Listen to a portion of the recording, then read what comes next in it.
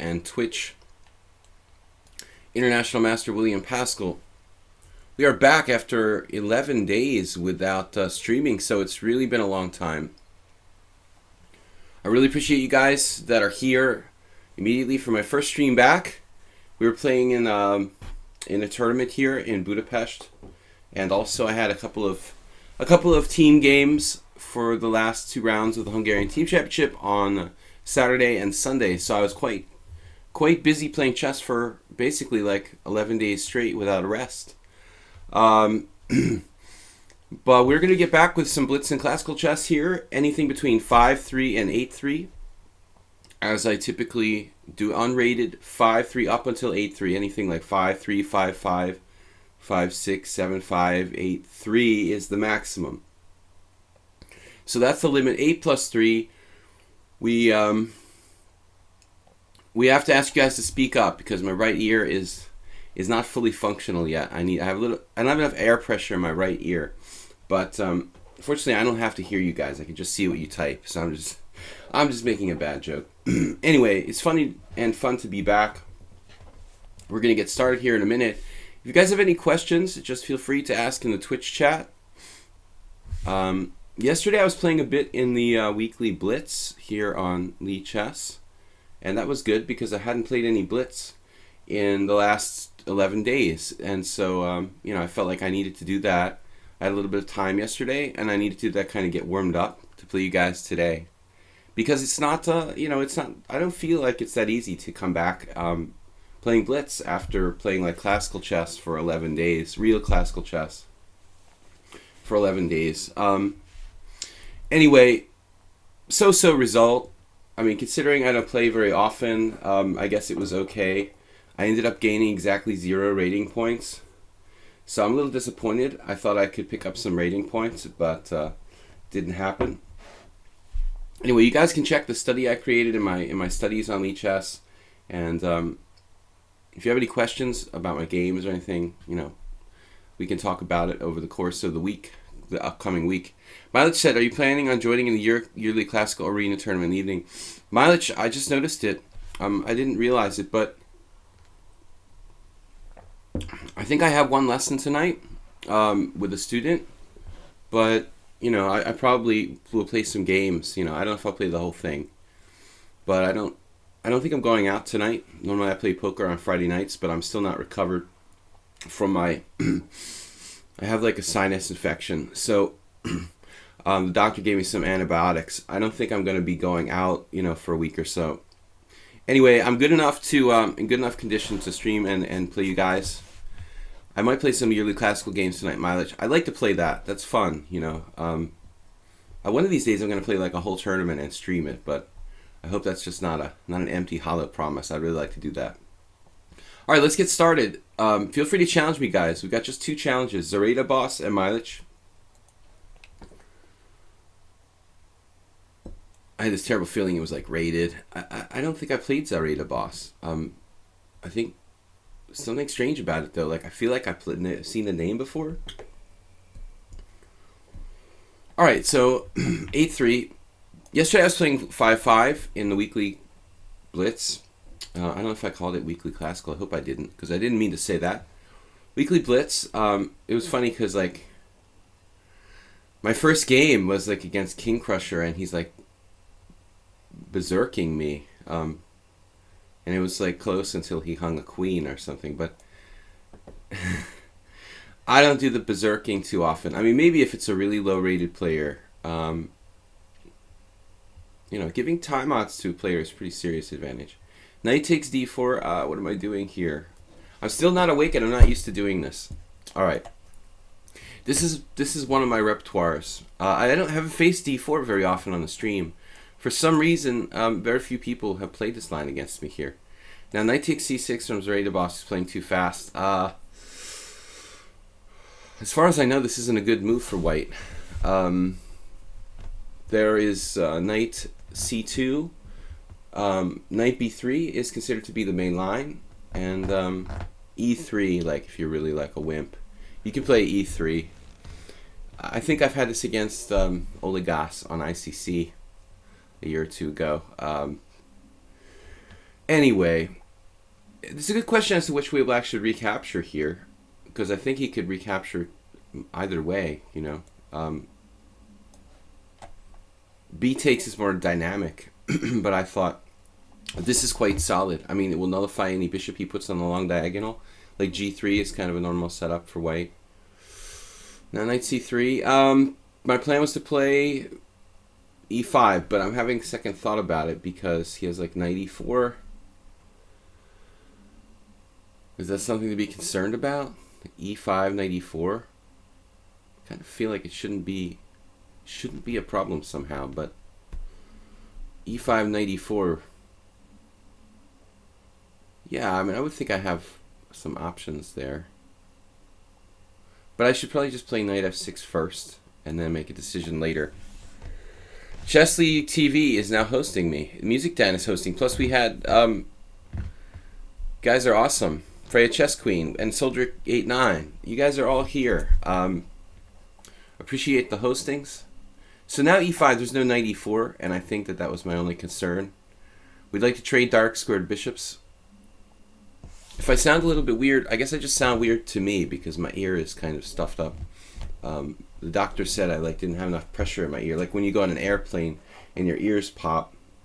So I can't really hear myself. It's kind of hear myself normally. It's funny. But anyway.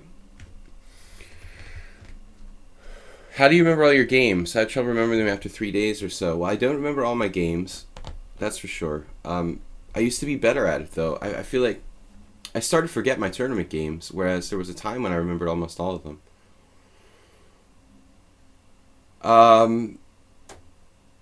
There's a line in the Open Sicilian that goes a little bit like this, where white plays like C4 on move 3 against D6. Ariel Mengarini played against me 30 years ago, more, and beat me. But actually, Peter Prohashka had a game with him. It almost looks like I'm going to end up in one of those positions where my queen is on B6, like without any real justification, except I can play bishop B4 now. I guess bishop B4 looks just strong here. Well, again, that would be a normal idea in the line. The C4, E4 against D6 line. I don't know what to call it. Okay, now Queen C2 makes sense. You know what? I missed that move, and that's unfortunate. Because that move's going to be very convenient for you. Alright, well, actually, I should just castle. I just feel like I'm losing a tempo somewhere. It may not be that relevant, but down the line, my queen is going to be having wasted a move. Strategically, there's some questions about white's position with the D4 square. Like in the King's Indian, normally, you don't want to give up the square to become a permanent outpost for the other player. So this would be like a typical exchange King's Indian or something like that. You don't really want to have the structure with white because if a knight sinks into D4, it's usually big problems. You don't have to give up your dark squared bishop to get rid of it or something like that, and it's very bad. So mileage, I don't know. I remember a lot of my games. I have a terrible memory for names. Games are good. Names are bad. Faces are good. Names are bad. I guess we all have different things. People remember differently. Okay, now bishop C5, knight A4. Queen A5 check. Appears to be reasonable. Maybe he should have held off on bishop E3 for one more move. If he had castled first. Well, I guess he's concerned about bishop takes C3 and then take with a pawn.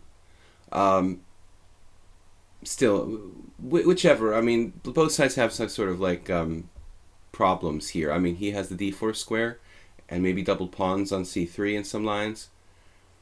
My queen is misplaced on B6. I don't know. I think that the reality is that the position was probably fairly equal. World Loser, welcome. So anyway, my 11 games that I played were pretty astonishing results. I had 8. What is it? 8 draws, 2 losses, and 1 win after 11 games, against around 2,400 plus average. I think I calculated that I lost 1/10 of a rating point. That's according to the latest FIDE report. Axe Villager. Are you Axe or Axie? Like the deodorant. I thought that was the weirdest name for a deodorant. Axie. Anyway. Zareta Boss. You know, he'd like to play c5. So something like bishop takes c5, queen takes c5, knight a4, and then push c5 to get a pawn on the dark squares, maybe get his bishop a good square at c4. But it's not necessarily working that well here because I have queen b4 check, so he'll probably have to hold off on that. And now we start to get, again, like kind of good control of the dark squares. We get a bind on those squares with maybe a5. Nothing too exciting happening here, but I think first I'm going to put pressure on c4, and then maybe try to compete for the open file. Although, talking a lot of strategic stuff here, which is good, because that's what this is really my favorite thing to do. Sometimes I lose track, you know. But sometimes in such positions, I think that the open file is sort of overrated by amateur players. You know, they're like, file, open file. Sometimes the open file doesn't really do that much. Alright, anyway, he's got a trick here. I mean, if I take on c4, my queen is unprotected. He can pin me to my queen, so it's not that simple as I would like it to be. And if I play a5, he has some knight a4 stuff again, which may or may not be a problem. a5, knight a4, and something like, you know, where do I put my queen? So I think we're going to hold off on that. Not really a plan, is it? You know, just playing a move. I'm talking about how the d file may not be that important, but here we are. Well, what else is there to do? I mean, a5, I'm concerned, could weaken my queen side. Like, in the event of a knight a4, c5, you know, it could be a matter of him getting control. Now he's really pushing the envelope there with that, with the situation at hand. Wow, rook d3. There's a new possibility of rook d4.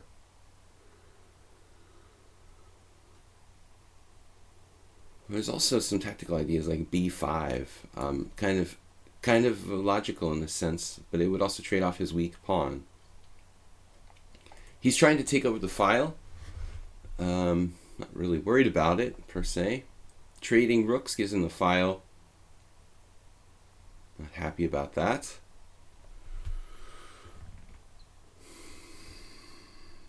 Rook d4 is another move I can play. It might not be that effective. What does it do? Rook takes, pawn takes. Actually, right. Let's try it. It's the only combative move I could find. I mean, everything else looks like it's just really easy for white to deal with. But this move is a little more combative. If he tries to play like knight a4, he's moving away from the center, leaving his e-pawn unprotected. If he takes, I take with the pawn, and position becomes a little bit unclear. I have a protected passed pawn there on d4, but I'm not sure. Getting a little bit low on time. Chess results. My chess results. Too many draws. I have a couple problems. You know, first of all, my opening preparation needs to be a little bit better. Secondly, I'm a little bit too slow. You know, and that tends to show itself here in my stream. So I think I've got to work on playing a little bit faster. As far as getting in time pressure, as someone pointed out in my forum, that I'm a really good, you know, at playing in time pressure. For the most part, that's true. It did lead to my downfall in one game, but I also saved some. On Saturday, I saved a very, very unpleasant endgame against Attila Turzo with, like, in the Hungarian Team Championship, with like no time. I was really happy to survive that. So that game's not in my study because it's from the Hungarian Team Championship. Okay, I thought he was going to take on d4, but not. Okay, now the c4 pawn, man. I mean, it's unbelievable that I can't take this now. Like, bishop takes c4, I still can't take it. Bishop takes c4. Queen takes c4. Like, no capture is ever possible on c4. It's hard to believe, like, that pawn is immune forever. There's this knight a4 thing as well, as I mentioned earlier. I mean, how can this pawn just be hanging forever and never be capturable? If only my queen was protected. Trading. Hate trading here. a5, knight a4.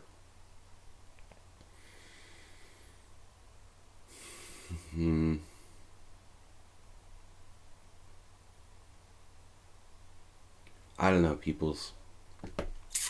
I just don't see what I've got here.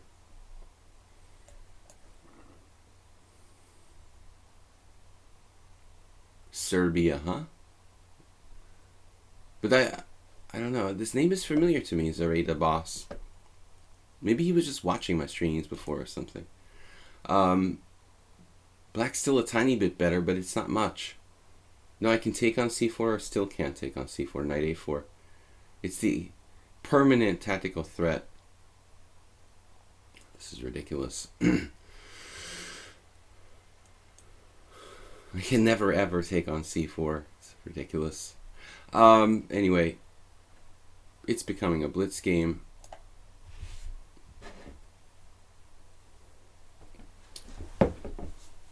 I have no idea how strong this guy is, but he is 2300 provisional, 2200 in blitz.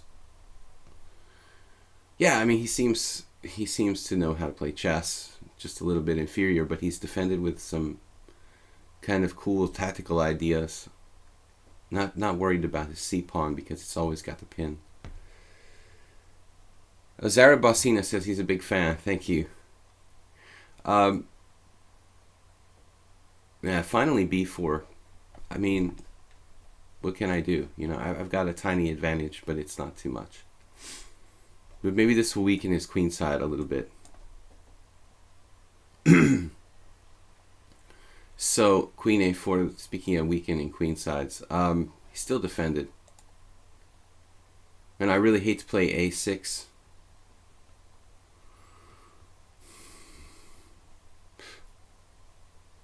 I mean, there's no bishop takes c4, there's never any tactic that works. He also stops a5 by me. c5 is kind of an interesting move. It would allow the craziness with knight d5. I'm not sure that's really great for me.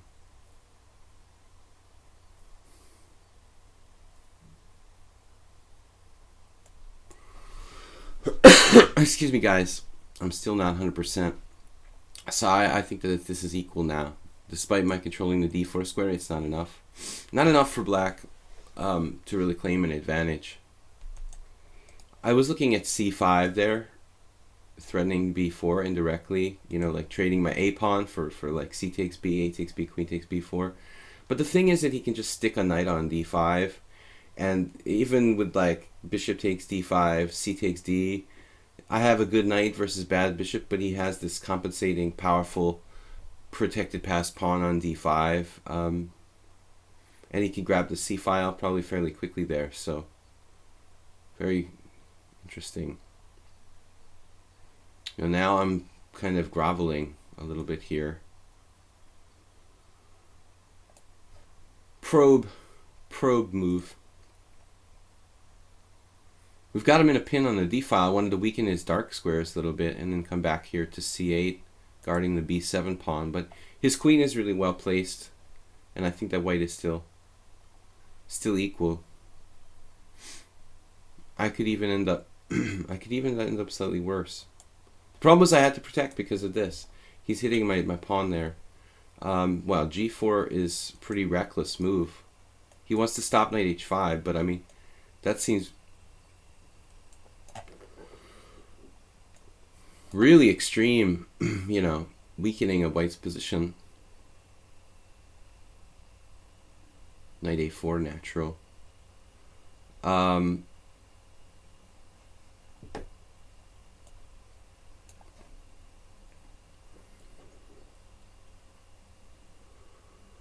holding together. Knight b6 now. That's a permanent resident, like me. I'm a permanent resident of the country of Hungary. Now let's get, ooh, gonna hang something here. Alright. This guy is a permanent resident. He has a green card. I didn't expect knight takes c8 though. Wow. I'm definitely not taking his queen, giving him play along the b file. I guess it doesn't matter all that much which way I take here. Nazarita boss, I don't really like your exchange on c8. You know, your knight is a kind of wild card. I don't think I would trade it for the bishop on c8, although it's not terrible. Maybe you have more than I thought. You're still not worse.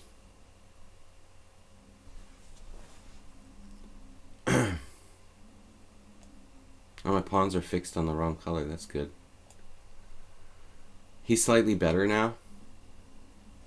Playing, like, very well.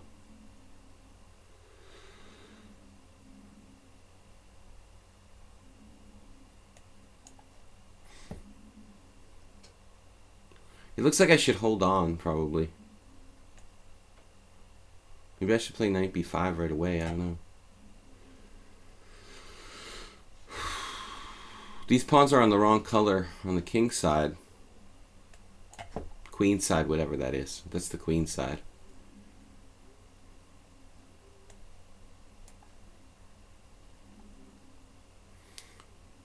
I think the minor piece ending is a draw, probably.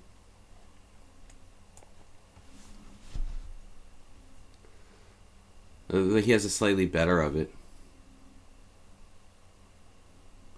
1475 in bullet. He's a bullet player.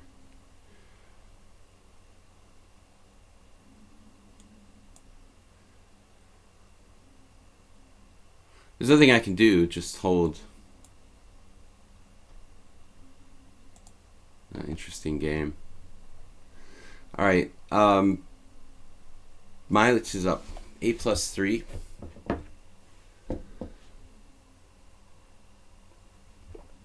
Wow, impressive game there, Zarita boss. Both in terms of time usage and lack of bad moves. Okay, you played solidly. You didn't take any risks. But that's a good chess game. I mean, neither side made any real mistakes. Okay, mileage I have not played in some time. I don't think. I've been playing knight f3.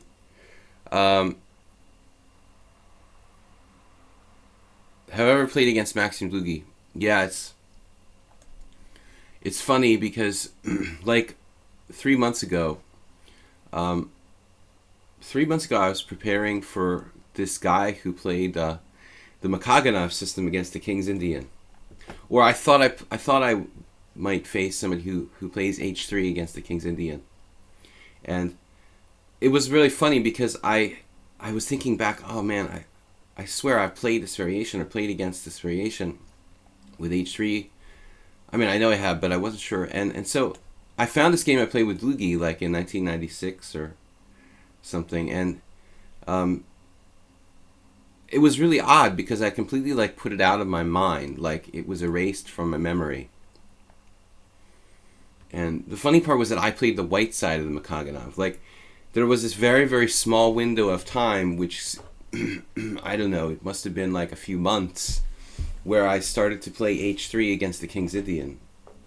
And I completely stopped, like, after the game with Dlugy. For whatever reason, I think I just wasn't that my game was bad. It's just that, I don't know, I got distracted and I started playing something else. And the game against Dlugy was fine. Like, I looked at it later, and I lost for some stupid reason, like, in the middle game, but my position was like totally fine. Maxim played this kind of weird a6, c6, kind of doing nothing on the queen side setup, and I had a good game, but I just blew it. I think that was in Las Vegas. I'm pretty sure it was around 1996, but I'm not sure. So, mileage, the National Open in Las Vegas, circa 1996. The white stripe bothers you. I thought I had this thing up high enough. All right. We'll try to move it for you guys. Wait. I thought I did edit scene. What's going on? Edit scene. Why is it not working? Maybe shift. I need shift. Yeah. That's the shift key. Why is it not working? Yeah. The shift key. Sorry guys, the white stripe bothers some people at the top. When my browser starts showing. Is that better? Yeah, so mileage, I'm playing this.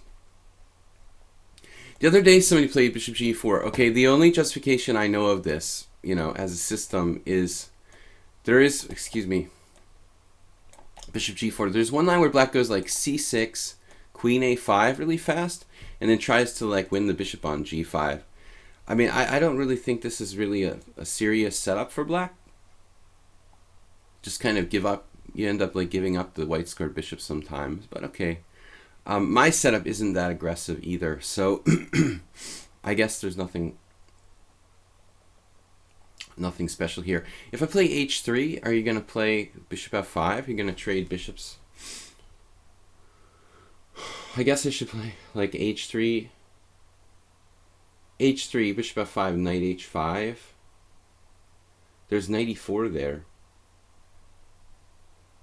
h3, bishop f5, knight h4, knight e4, knight takes f5, knight takes g5, knight takes g7. Looks kind of good for white. Or h3, bishop f5, knight h4, bishop e6, d5, pawn takes pawn, pawn takes pawn.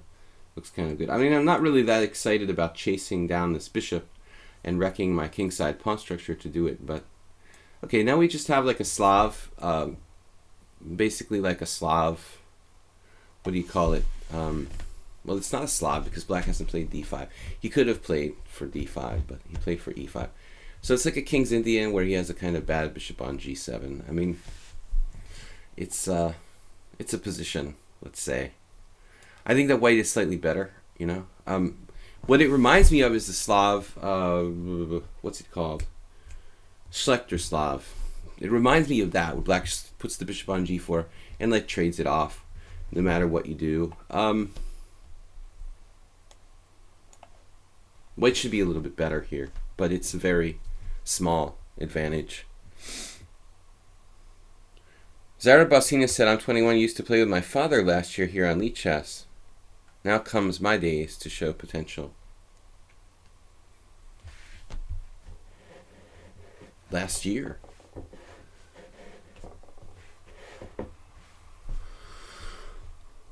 My old days as a lichess streamer last year.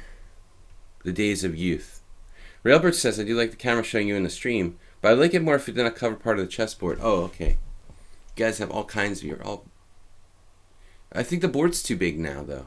It's, what happened, guys? I changed the size of the board. Now the board's too big. I need to change the board. Let me make the board a little bit smaller. It's too big now. It wasn't like that before. The camera size didn't change. It's the size of the board that changed. All right. Oh no. What happened? Just flashing. All right. Let me try. How about, I'm losing time here. How about we do something like this, and then, all right, and then we can change the camera size.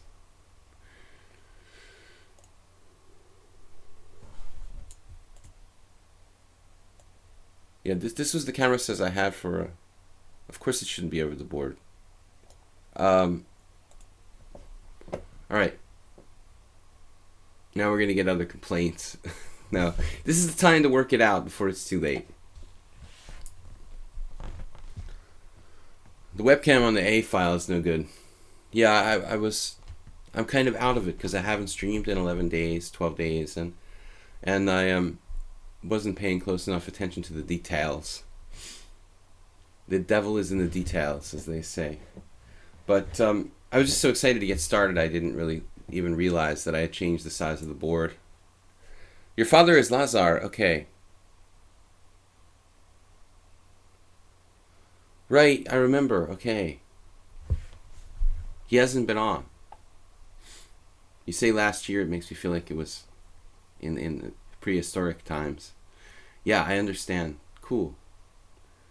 So he didn't. I see. Okay. So I was wondering who you were talking about. Yeah, he told me his sister plays basketball. All right. Rook on f to e8. Mileage playing fast, but not really doing anything. He's given up the bishop pair, and he's also got this kind of unpleasant pin with the bishop on g5. But how do I make progress? I guess just a queenside expansion here. I mean, I can just play b4 straight away. I was tempted to play d5, but there's an issue with my c-pawn. You know, if I play d5, I have to take back with the pawn. I think I'd rather play like b4 and maybe queen b3. Improve the position of my queen a little bit.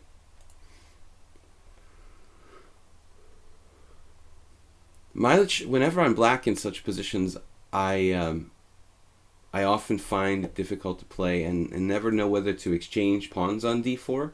Now he's going knight there and threatening knight e6, so I think that's a bit of a problem for me. We take on e5 maybe, and then play like c5 and play for the d6 square. It's not much. It's not much, but it's a little something. Or I can play d5 and play like a more kind of... Oh, actually d5 looks pretty good.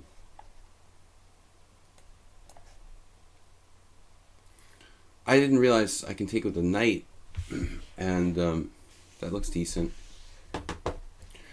Another plan here is to play pawn takes pawn and then b5,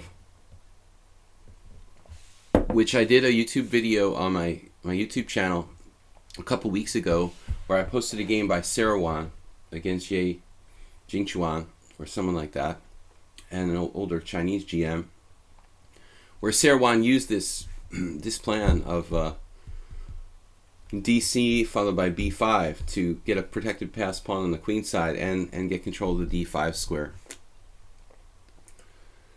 Once I joked you about the chain bridge, that was you. Yeah, I remember. Yeah. And, right, I remember now. That's what I connected in my mind somewhere in the back, but I forgot, Zarita. I forgot it was you. I mean, I knew you were familiar. I was saying that your name was familiar, but I forgot. Uh-oh, somebody's calling me. That's never a good sign. No news is good news. What is it? No. No news is good news, right? All news is bad news? Maybe we should modify it. Alright. I wanted my queen on b3.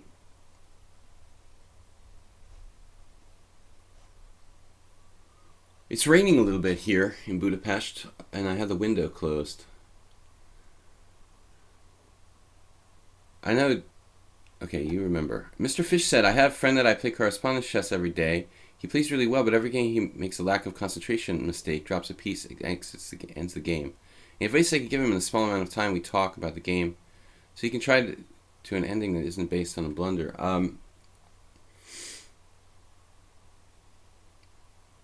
Well, correspondence. Normally in correspondence we don't see so many blunders.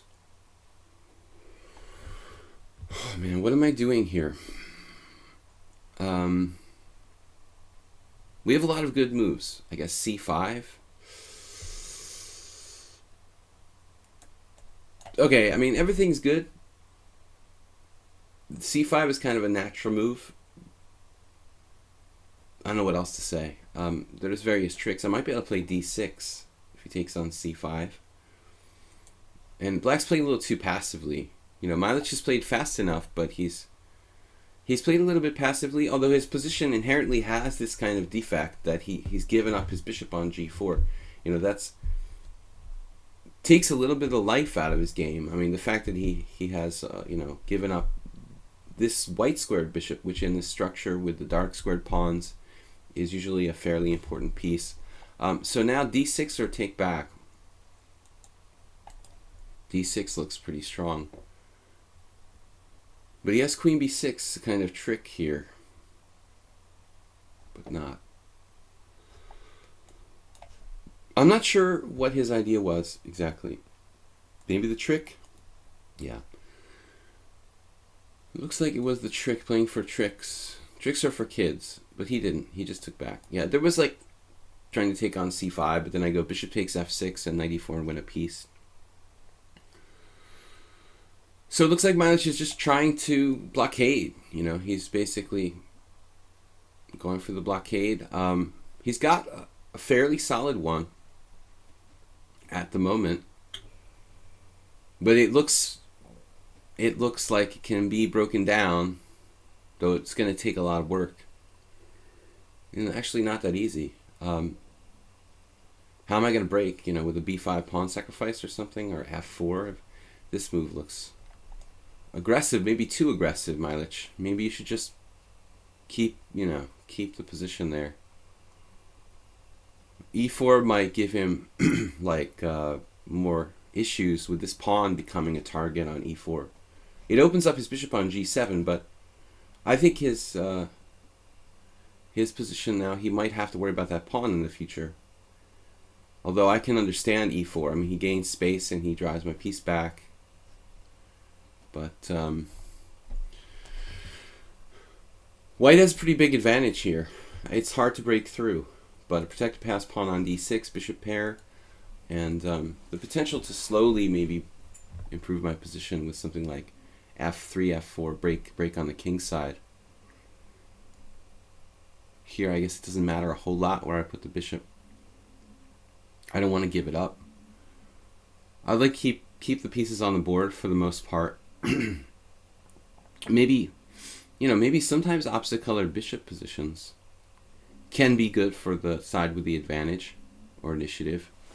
So, I mean, I could potentially trade my bishop for a knight. Not right away necessarily.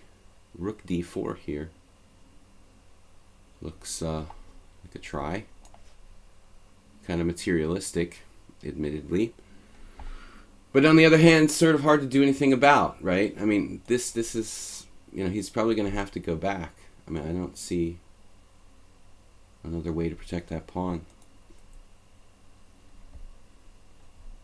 e4 is likely overextended. Plucro. Jumping on the bandwagon. Yeah, that's the question. Plucro, thanks for being here, moderating, man. I don't know where Jeroen is. Jeroen. Got to get my Dutch pronunciations correct. Now he did this. Wow. So we can snap this pawn. We snap it with the rook. And then if f5, rook back to d4. Not normally a materialist, but in this case, I mean, that's all I've got. I'm very happy if I can get anything, because his blockade is so problematic. If I can win a pawn, I'm going to take it any way I can get it.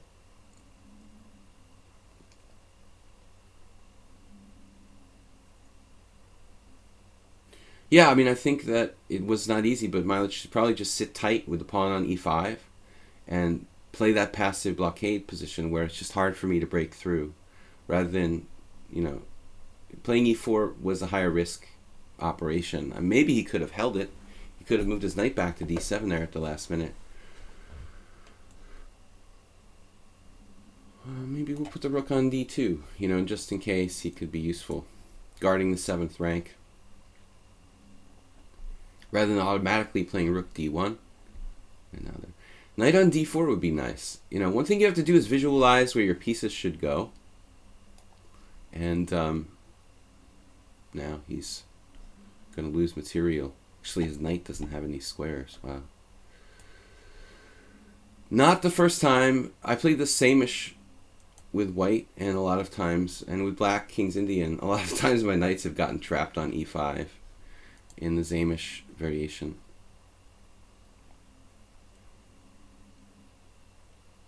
Now hold on a minute here. Hold the phone. Pawn takes pawn, rook takes e3, and then suddenly we have a problem, Houston. Maybe I should just take this exchange. Darn. He's got real counterplay here. Pawn takes pawn. Oh, man, are you kidding me? Bishop check. King f8. This is ridiculous. I don't think I can save the piece. The bishop on g3 is so bad. Are you kidding me? I don't know.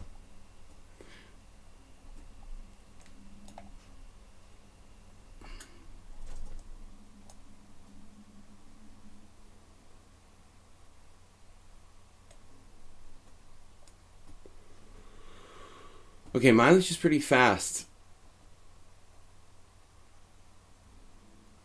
I did not see how I could take the piece without losing it back with rook takes e3, forking c3, and maybe I had something there and I just didn't see it.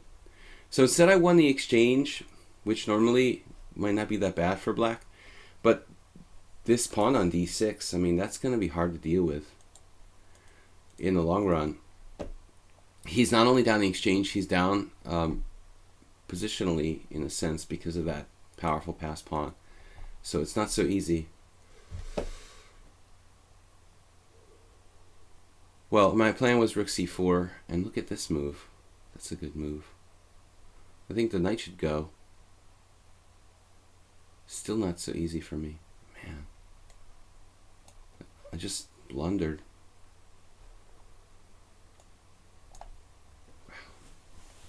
Just blundering left and right.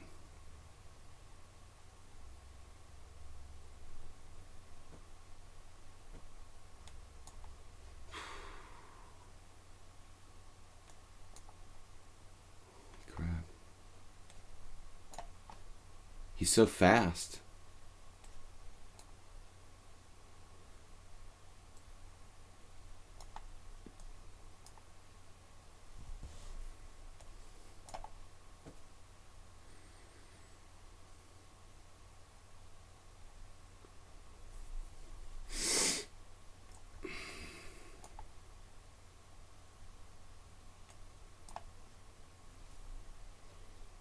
Losing pieces now.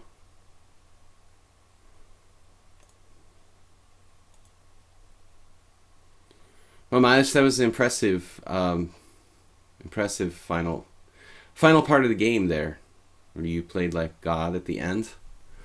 I don't know. I'm just like dropping pieces. I guess I need to get the hang of this again, but it was all right. So unable to win a game, we go to move to game 3 here. 5 + 3. I think it was just a totally winning position, but Milich suddenly started to play like he's better when he has a lost position and no time left. Basically, that's what he needs to really get, to start playing well. He needs a lost position with no time, and then he starts to play really, really well. All right, just when I thought you would basically like almost have to resign, you started to come back. Anyway, another game that comes down to time pressure. Queen c2 Nimzo. I don't know. I haven't had a chance to play against this. I did play Queen e7 against Atzel Gergo because I just didn't have time to prepare a real line. Basically, it gained me 15 minutes on the clock playing this very unusual move, Queen e7. Now f3. Queen c2 and f3 together. Interesting. Black can play knight to c6, I would think. Sure, if I looked at this. Knight c6 is interesting with the idea of what? Knight c6, e3, and then we end up in a really strange position. This is a blitz game, so I guess I'm talking too much and I should just like start playing faster. Last game, it looks like time was a major problem. Milich plays really, really fast and the time pressure there.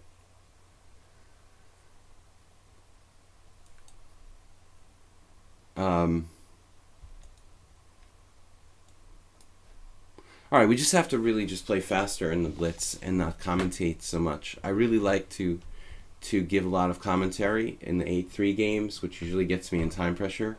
And then, but here in 5 minutes, it's like fatal. If I start doing that, talking like I was talking last game.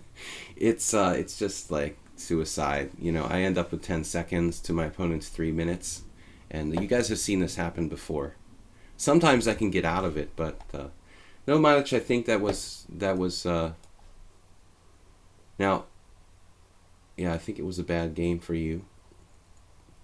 I don't even know how you got me so tied up at the end, though. You know, I didn't think your position had that much potential. Bishop e3. Weird. This is getting weird. There is d5 here. I mean, does this just like destroy white? Because it kind of looks like it, but then he has bishop takes c5. That's the problem. I don't want to make a concession here, you know? It's awkward because I want to play d5, but I also want to play like something that protects my pawn. Knight a6. Knight a6 is going to get kind of weird. Maybe I'm going too far afield here. I don't really love the knight on a6.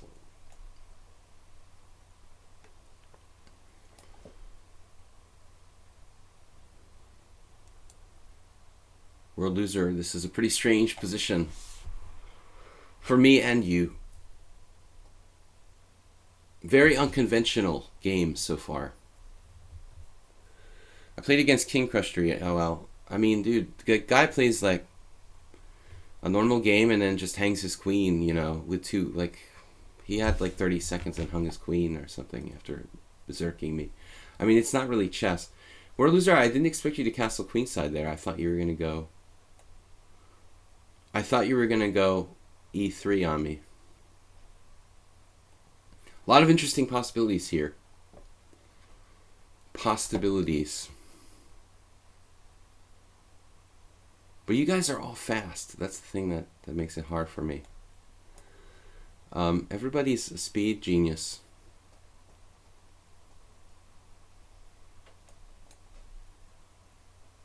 Like King Crusher.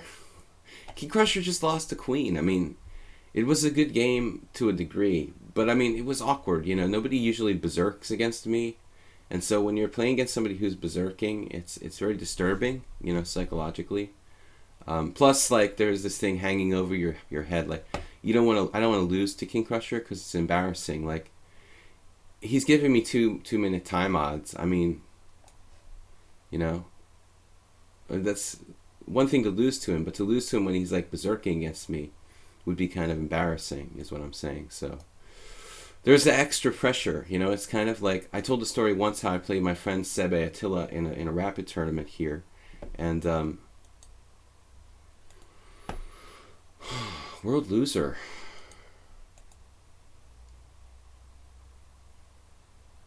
Damn, dude.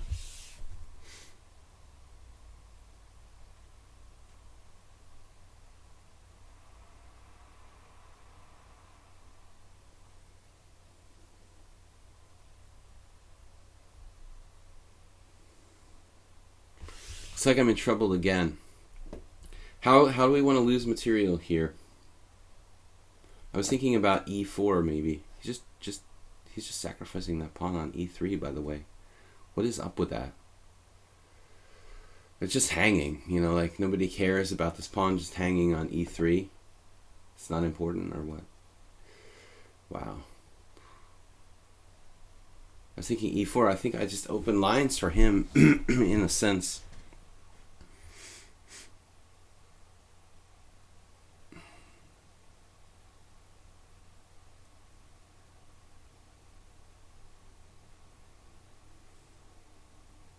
White's position is terrific here.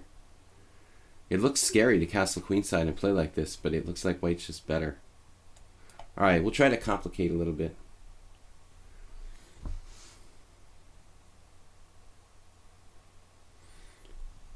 Well, I mean, it's not chess, you know, what he does. At least in this sense. Alright, this is going to get kind of complicated. World Loser just sacrificing a lot of stuff. He's threatening e5 here, though, which looks kind of problematic.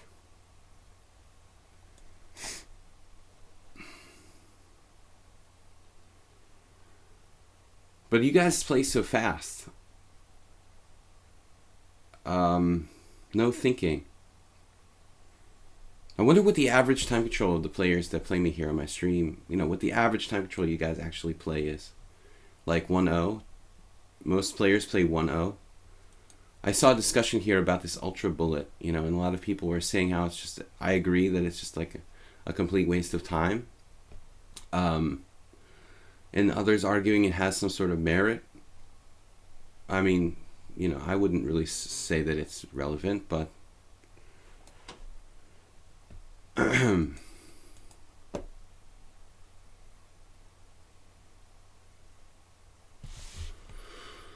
right. Maybe Queen H6.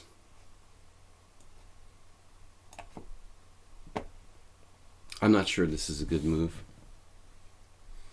I'm not sure about anything. World Loser just plays so fast, and his pieces are just flying all over the place. I can't really figure out what I'm doing. Then he finds time for a defensive move there. And then knight f2. So fast. It's just really impressive.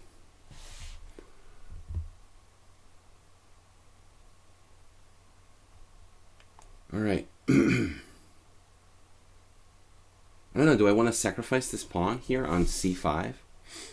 My queen is now out of play.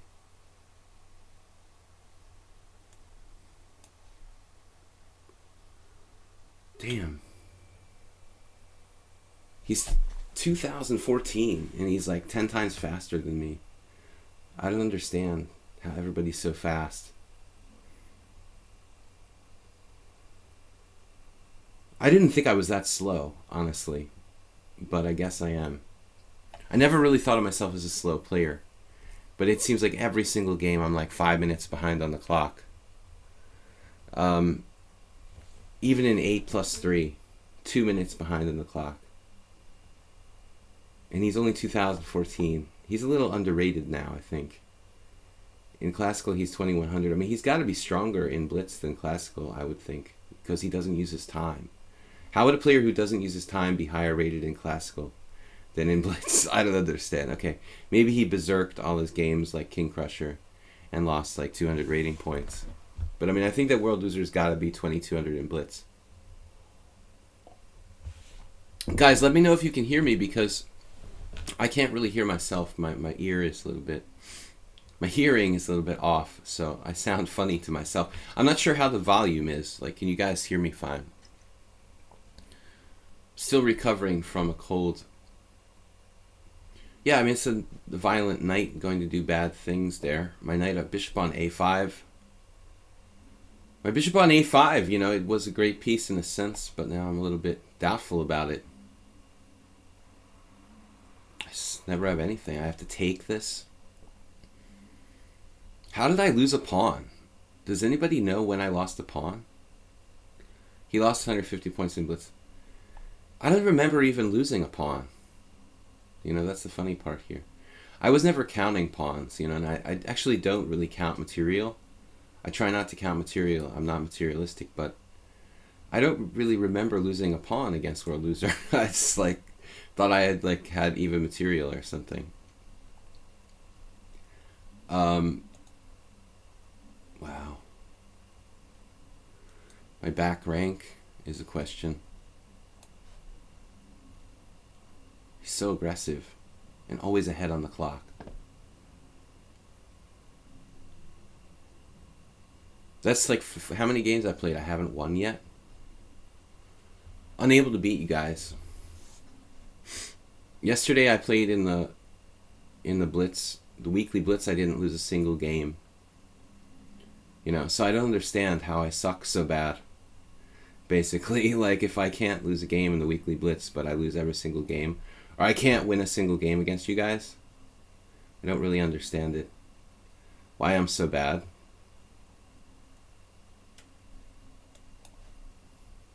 It's interesting. And we weakened our position a little bit.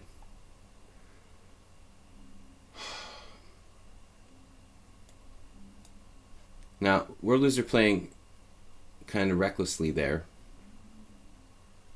But still, my position is not that easy. I'm just freezing.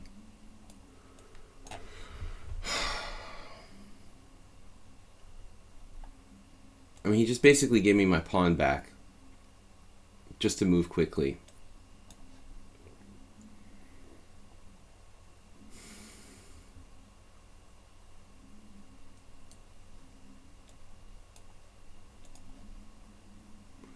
I don't know.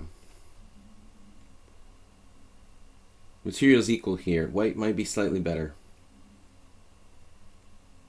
I never offer draws lately, but I mean, whatever, man. I have 10 seconds left if you want to draw. You don't have to give me a draw, though. You can play for a win. Theoretically, it's like equal. He's trying to triple on the H file, which is actually quite dangerous. He accepted the draw. I don't know. Analysis board probably says white's a tiny bit better. Yeah, queen d2, point 4. But you were like winning before.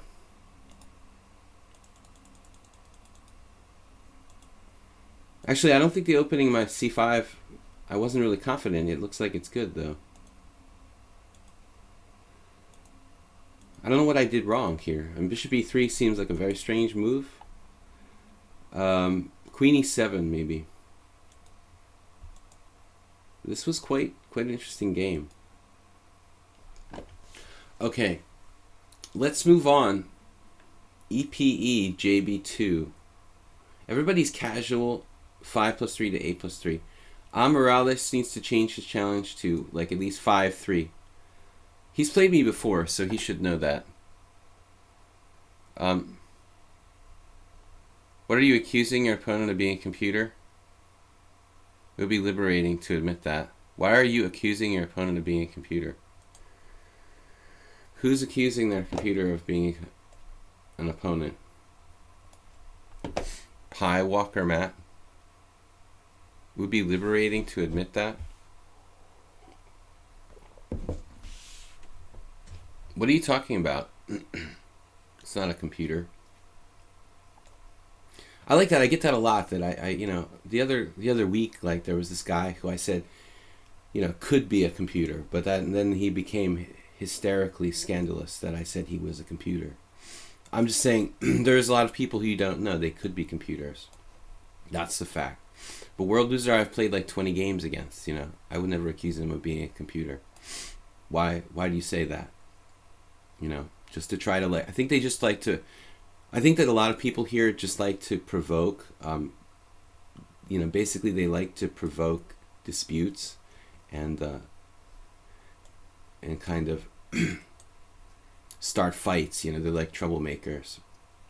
I wasn't accusing World Loser of being a computer. I don't know why, you know, you're paraphrasing my words or what.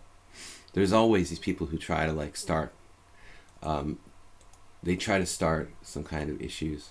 I don't like my bishop on d7 here. This piece is always a problem in this kind of structures. Okay, f4. This is a problem.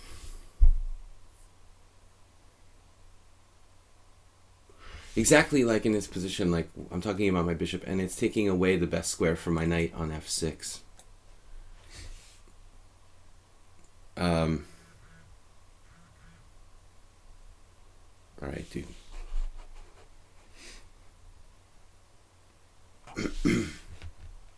f4. Threatening possibly e5, take control of the center. Queen b6 check. Why am I getting multiple calls on my phone? Hold on. Sorry guys, I'll be right back.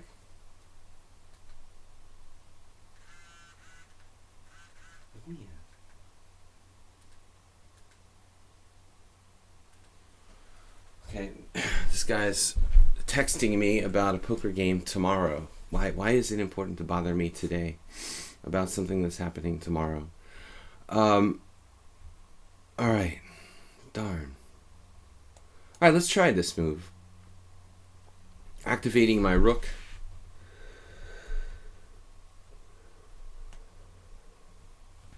I don't understand. Alright, dude. Really. This is a player who's...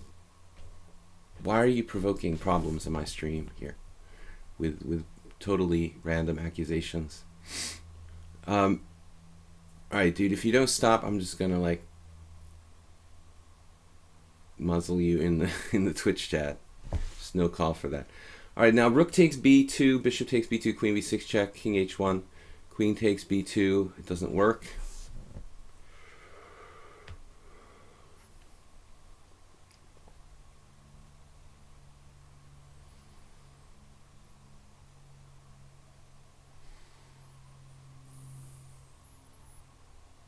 I get mated on the back rank.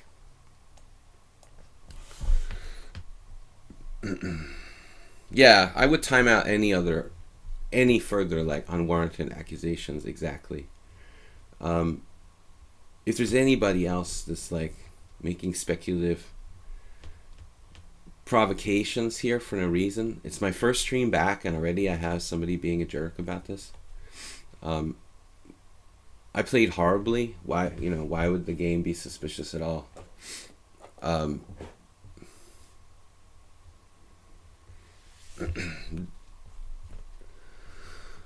Alright, so anyway, I've been unable to win like one game. I'm just kind of lamenting that, you know. Like, I played 3 games so far and unable to win one. Whereas like yesterday in the weekly blitz, I didn't lose a single game. This guy is also very strong. I never played him before.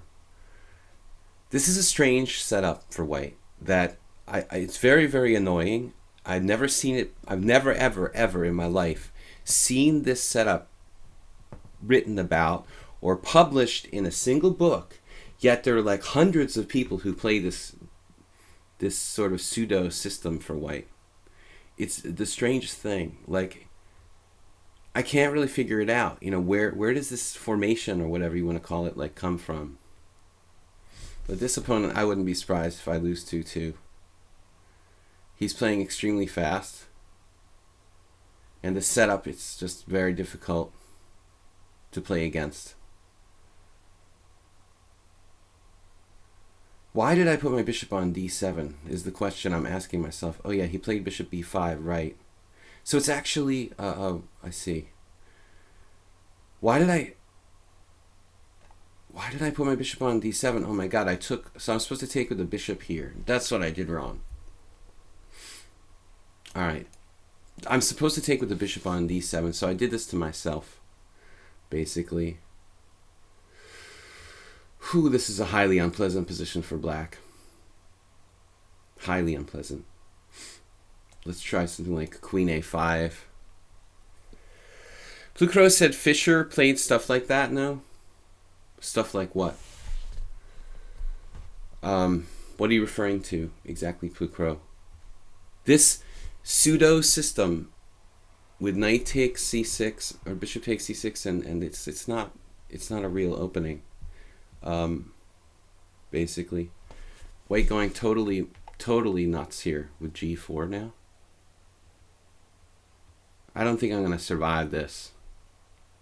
Is this a new account? Looks pretty new. Less than 50 games in all ratings except for Ultra Bullet. And in Ultra Bullet he's 1465. That's interesting.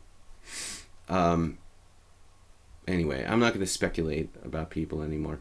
It just upsets everyone. We'll just accept our fate no matter what happens. But I'm not liking this game too much. Maybe I can play e6 here. It's too late for even e6. I could just resign, basically. I'm sort of caught in a trap here. Maybe knight e8. Realistically, this is probably the best defense. I wasn't really paying attention when I played the opening and I played b takes c, but it's a very, very bad idea.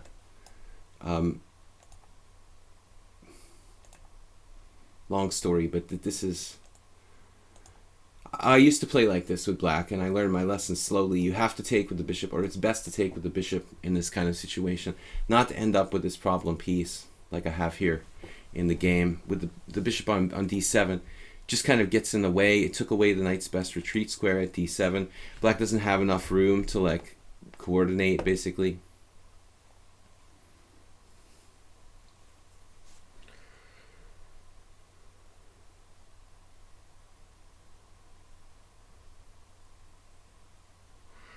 Our night, basically 50 games. This guy's kind of on the borderline. I don't normally like to play people who have like less than 50 games. But if you add up his games, he has more than 50 games. And people can create accounts to troll me, you know. So I like to make sure that I'm playing against people that have a kind of established account. White's playing really, really fearlessly with g4. I've had some unpleasant results against this kind of setup. I mean, I consider White's setup to be kind of a beginner setup, but it has a lot of poison. I'm sure that this formation for White, you know, although Master is kind of considered to be sort of questionable, is very effective up until a certain level. Now, perhaps here I should sack the exchange. Rook takes b2. I get a pawn and a piece. But then he gets the b file, unfortunately. You know, I think at the end of the day there, him getting the b file is going to cause me some issues. There's really not a lot for me to do here, though. d5. Man, this is just extremely unpleasant for Black.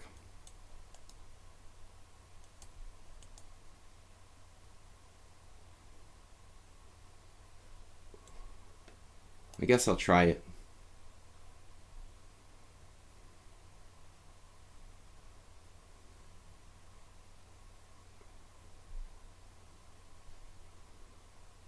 Blitz rating is what, 2163. Bullet 42, ultra bullet 1465. Well, I can't really judge by, you know, ultra bullet. Your ability to play with 30 seconds or less. That doesn't really say a whole lot. My ultra bullet rating would probably be like 1600. I'd probably lose every game on time. There was a time when I could play faster, though.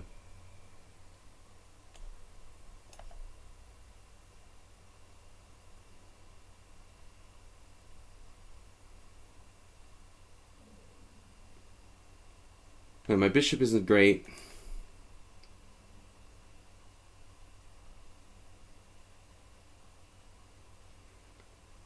Decided to sack an exchange here.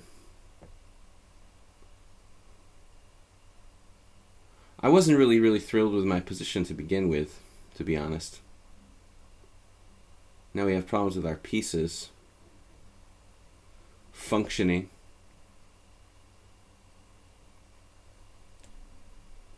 So maybe c5. We can do something about his king on h1. There's also c4. And the queen also protects the dark squares. I have yet to win a game today.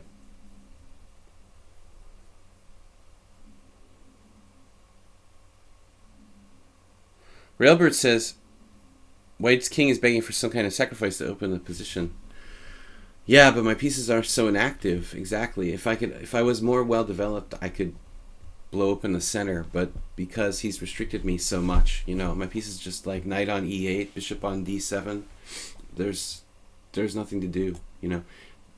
In the old days, when I was younger, I used to think what I did here was correct, you know, like taking with the bishop on d7 and taking with the pawn on c6. But mainly now, in my old age, I think that this is actually the wrong idea. Queen e1. That's a nice move.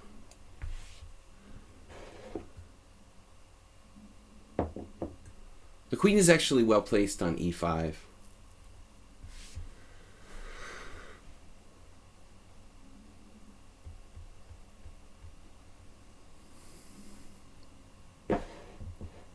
Yesterday, there was one player in the weekly blitz who I reported for being a cheater. He won almost every single game, but I drew against him because the operator was up the exchange against me, but it was so close that he couldn't move fast enough at the end, and when we got down to 11 seconds each, basically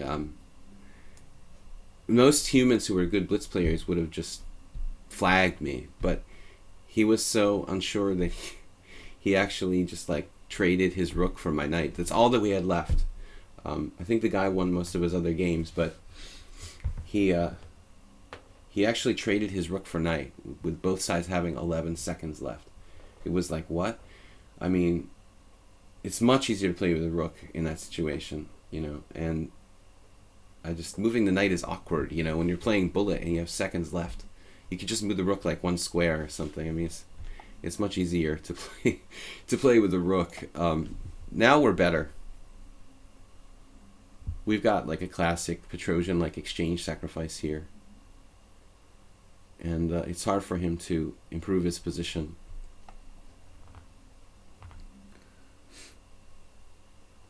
Yeah, I mean, I think White played badly with probably Queen E1 was a mistake. He was really banking on me trading queens.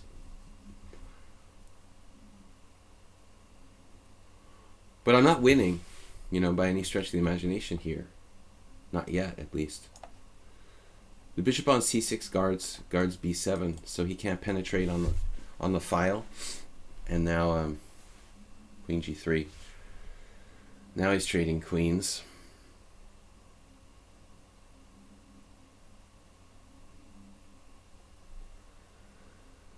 Oh, that's a little bit problematic.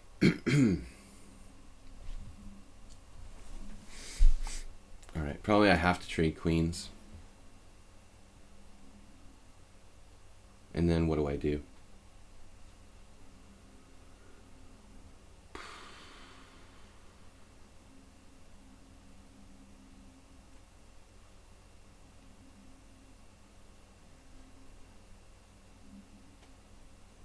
I could easily screw this up.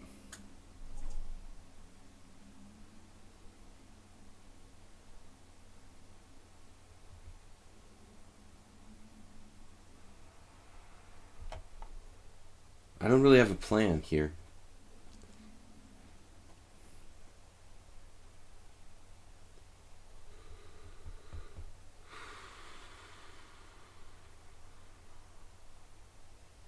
All right.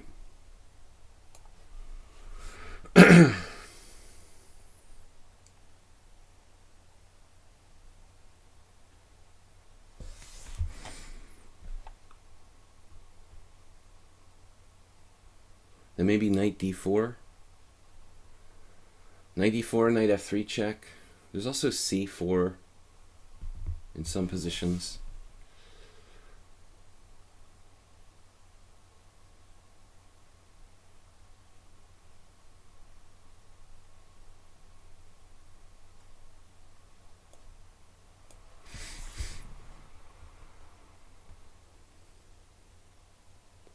Threatening bishop d7 here.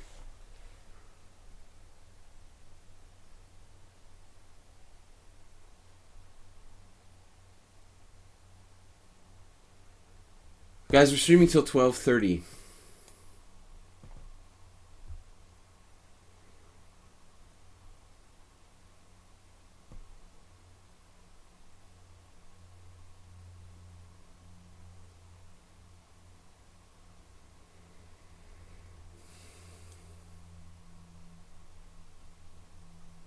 I think I better take this pawn on h4 before it's too late.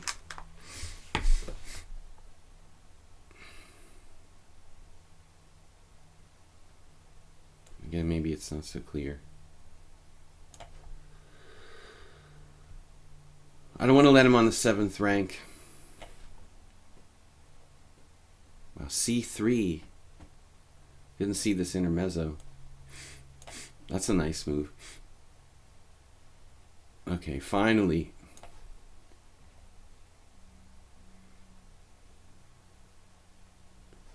He made some sort of arguable mistake there, and then a very good follow-up.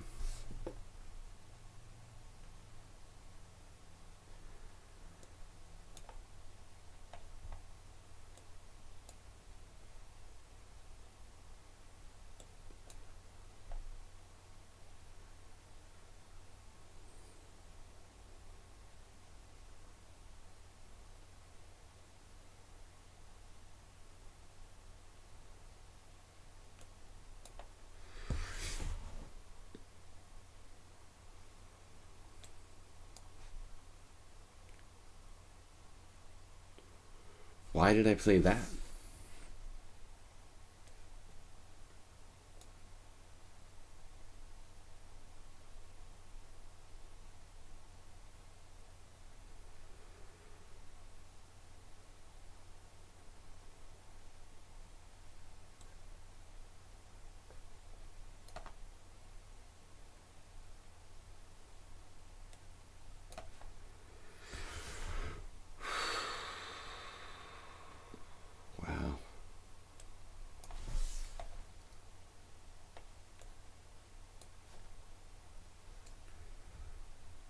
And he's fast too.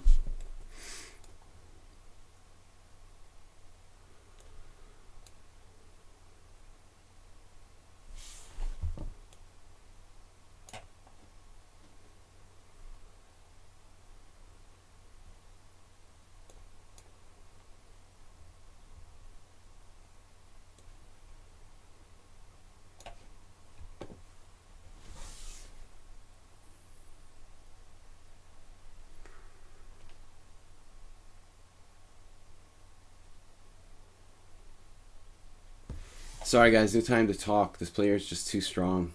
He finds this move too. Rook there. Oh my god. I have to take this. Why didn't he check on h7?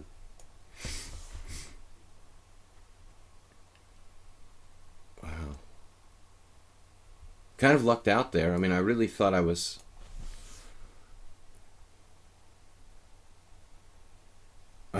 probably worse.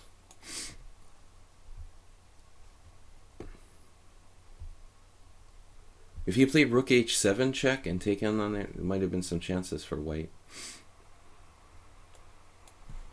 This is still not so clear. I guess I'm winning somehow. Not so easy. He can't play rook b5. That was like kind of lucky that he didn't have this move, rook b5.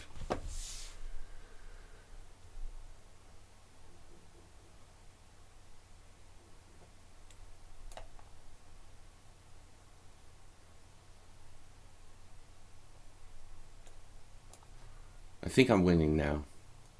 No, still he'll find some sort of defense.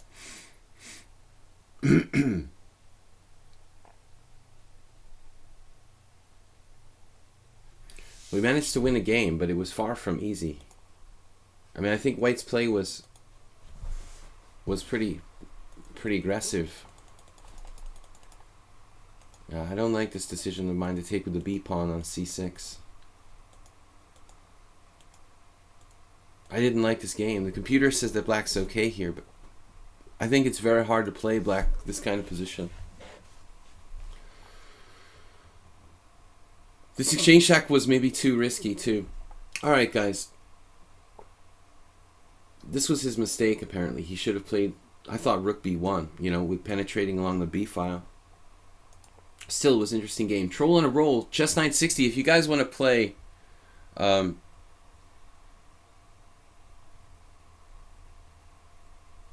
what's this? Talbaron cheat on chess.com. Well, he's not the first grandmaster I know to cheat. But I'm not going to name any names. Of course, I couldn't necessarily prove it in the Federal Court of Appeals, but just because someone's a title player doesn't change the fact of whether they cheat or not. You know, that has nothing to do with anything. We would hope that, you know, people would have enough self-respect for the game and respect for the game not to do that when they're a titled player, but my experience has shown that when it comes to cheating, titles are irrelevant. Alright, troll on a roll. We're going to open with b3. Chess 960. Some of these games are taking pretty long, man. e5, the central approach. Troll on the roll is a little more classical than me, I think, in terms of approach to the opening. I try to play a little more like hyper-modern style. And this is basically cool. It's cool with the bishops on the long diagonals. I mean, it's very much like an English opening or something like that. Just the rook's kind of messed up on g1. All the other pieces I don't mind. Okay, king. If I could change my king and king's rook, or rook on g1, if I could swap the rook on g1 for the king, we'd have like a great English opening. If you guys want to play another Chess 960, I'm willing to do like 2 Chess 960s every 2.5 hour stream, basically. More than that, it kind of like becomes the main focus, but I think the 2 games is cool. Knight c6 now. Alright. Put the bishops on the long diagonals and take things. That's the strategy here. You're 666. Troll on a roll is 1666. Troll on a roll likes to play rated games. Some GMs took big money because of cheating. Well, there have been cases of, like, you know, of course, deep feller and live cheating, you know. So it's not just online. But anyway, the most polarizing topic on the stream, let's try to avoid it for now. I don't like to bury my head into the sand, but I think I've been lucky, you know. I don't think I've ever had anybody cheat against me in an over-the-board game, but who knows, you know. It's kind of hard to know. 1666 tactical puzzles as well? Really? Are you serious? You have exactly them. Hey, why doesn't my tactic rating change on lichess? Like when I lose, when I do a puzzle wrong, I lose points. But when I do a puzzle right, I don't gain any points. Does anybody know or understand that? Like, is it possible for me to ever gain puzzle points anymore, or is that just like a thing of the past? What about my king just chilling on c1 here? Is that cool? Not really. I don't like my king where it's at. Where it's at. So, where's my queen gonna go? You know, that's another problem. Probably d3 and queen d2. Maybe I'll try to castle kingside. Now I've played c4. I mean, when I played b3, I didn't really look at where my king was. And then when I played c4, I definitely didn't think about where my king was. Public image is important. Ruling stance. GMs like Baron or Dlugi don't care about public reputation. Well, I don't know Dlugi personally. Did he get caught for cheating or something? I mean, I know him because I played him in a tournament, you know, and I've seen him around. But, I mean, I don't know him, you know what I mean? Is there something about Dlugi? Why did someone ask me about Dlugi? I don't understand why. Dlugi's the one who accused the Bulgarian guy of being a cheater. Helped to try to catch the Bulgarian guy. Why is Dlugi getting brought into this? I mean, I may just be out of the loop, you know, probably. That's the most likely explanation. Did Dlugi suddenly get accused of being a cheater or something?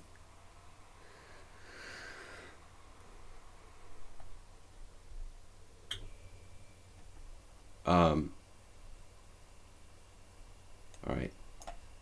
Queen d2 and castles kingside. I guess that's the only plan I really like here. The second time I've seen Dlugi brought up today. I'm just wondering if it's just a coincidence or why. Can somebody tip me off to what's going on? I mean, Dlugi not caring, he's chosen as a random example. Okay, I just, well, but somebody said like Dlugi doesn't care about his public image. Dlugi cares about his public image. He's kind of, you know, always cared about his image. He seems like, maybe not as much as some people, but he's kind of high profile. You know? I didn't understand that. He was booted out from a TT a week ago with a score 8 out of 8. Well, you know, he was a legendary blitz player, man. I mean, this guy was like probably the best 1-minute player in the United States at one point. So, whatever. I mean, I think a lot of people might not just accept the fact that an old guy like me, or even older than me in this case, 10 years older than me probably, can play blitz like that. But the fact of the matter is that Maxim was like, I can't prove if he's ever cheated or not in his life, but the guy was probably the best, hands down, bullet player over the board I've ever seen, pre like 1995 or something. Tuesday was booted from the Title Tuesday event when he got 8 out of 8 on chess.com. Nothing is confirmed. The third time he cheated, third time something suspicious has happened? Is that what we're saying here? It could just be a case of, him not being one of the favored few in the chess.com, chess.com's buddy list, But I don't know. I would think the younger players would kind of resent Doogie because he's an older guy. So, the old guy can't play blitz. The old guy can't play blitz like that, I mean, you've ever seen him play blitz like I did, man. I don't think the guy would need to cheat, ever. He's one of the best blitz players in U.S. chess history. So I would take anything like that with a grain of salt. But who knows? Anything's possible. I mean, we're talking about a blitz legend. Queen d2. We're going to castle kingside here. I think. Well, we don't have to commit ourselves yet. But I like the position. Now he's castling kingside. We could just drop a knight on d5. There is this one possibility of him going like knight g5 and mating us somehow, like knight h3. I'm not real thrilled about that possibility, so... Well, we should just play knight to d5. And he doesn't have a great square for his queen, obviously. This also helps to dissuade black from playing queen g5.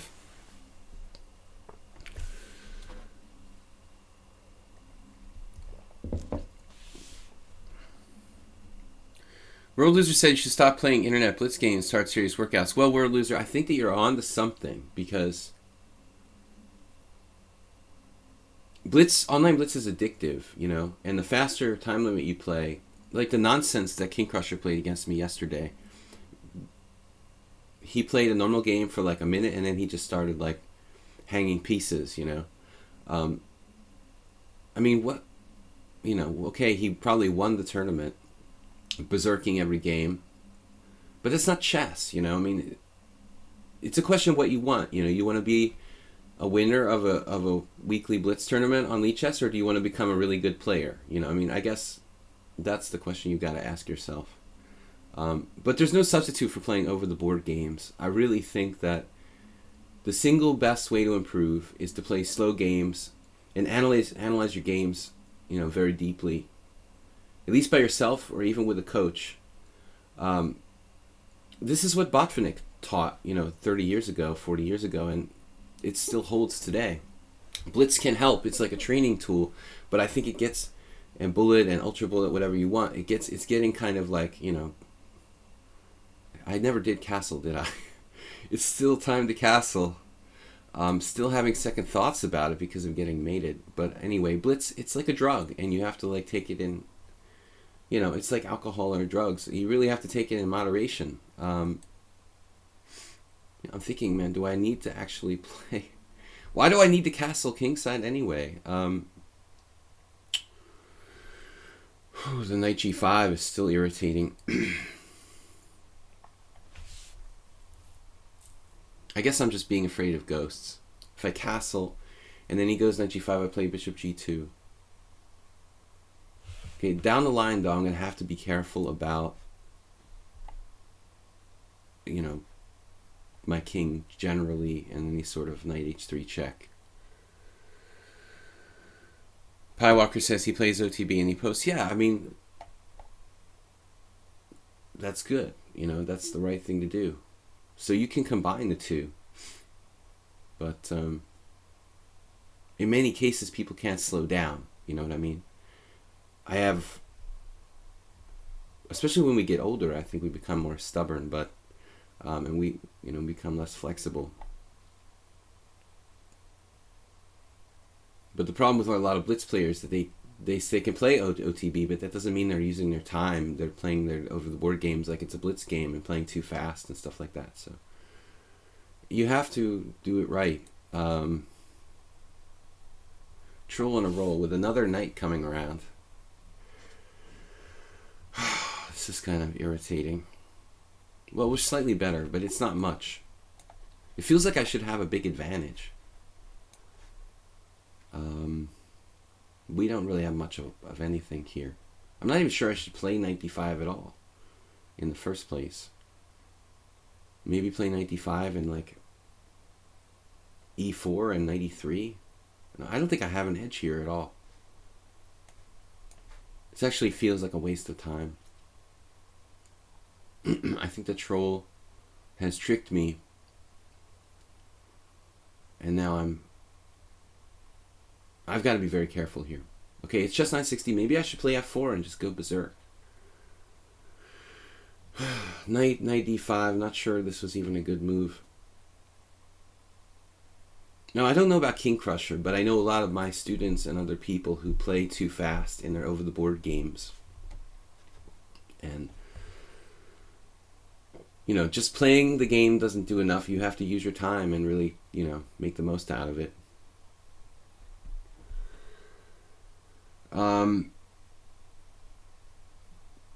I just think for a hardcore bullet player like that, it has to be hard to slow down and differentiate, you know, between 1 minute chess and berserking and playing real games, you know. Maybe you could do it, but it can't be easy. What about sacking a piece? I was thinking crazy stuff like f4, c6, pawn takes pawn. Pawn takes pawn, that's insane. I just don't seem to have enough here to be like sacking a piece. Queen e3. Then there's always e4. His bishop is bad, for whatever that's worth, but it doesn't have to remain bad. I think the truth is that black is equal here. And the troll has played well, although unconventionally, in a way. A little bit unconventionally. Maybe I played unconventionally, I don't know. But my advantage of like this knight on d5, it's an illusion. And Illusionov. Anyway, Illusionov didn't resign, which I kind of like expected. No, I'm just kidding, Illusionov. Illusionov. Did you guys really think he would resign? When somebody mentioned that here on the stream, I was like, what? I knew it's like impossible. All right. That's a subtle threat, troll. I mean, seriously, dude. Troll who normally plays well suddenly goes for the cheapo. Is this possibly a tell? Like a weakness in Troll's game? That he can't resist the one-off, like, one-move cheapo? I was playing the Weekly Blitz yesterday. Uh-oh. Looks like he's coming undone here. I mean, he can sack a pawn, but I mean, what is this? Kind of an important pawn to lose. There was this guy I played yesterday in the Weekly Blitz. I realized after a while that all he did was every single move he made the most obvious one-move threat he could find. I love it, though. It's actually a fairly effective style to a certain level, you know? You just literally make the first threat you see. You know, every move is a one-move threat. And then eventually he ran out of one-move threats. Queen g5, that's actually a really cagey response. I wonder if he had seen this in advance.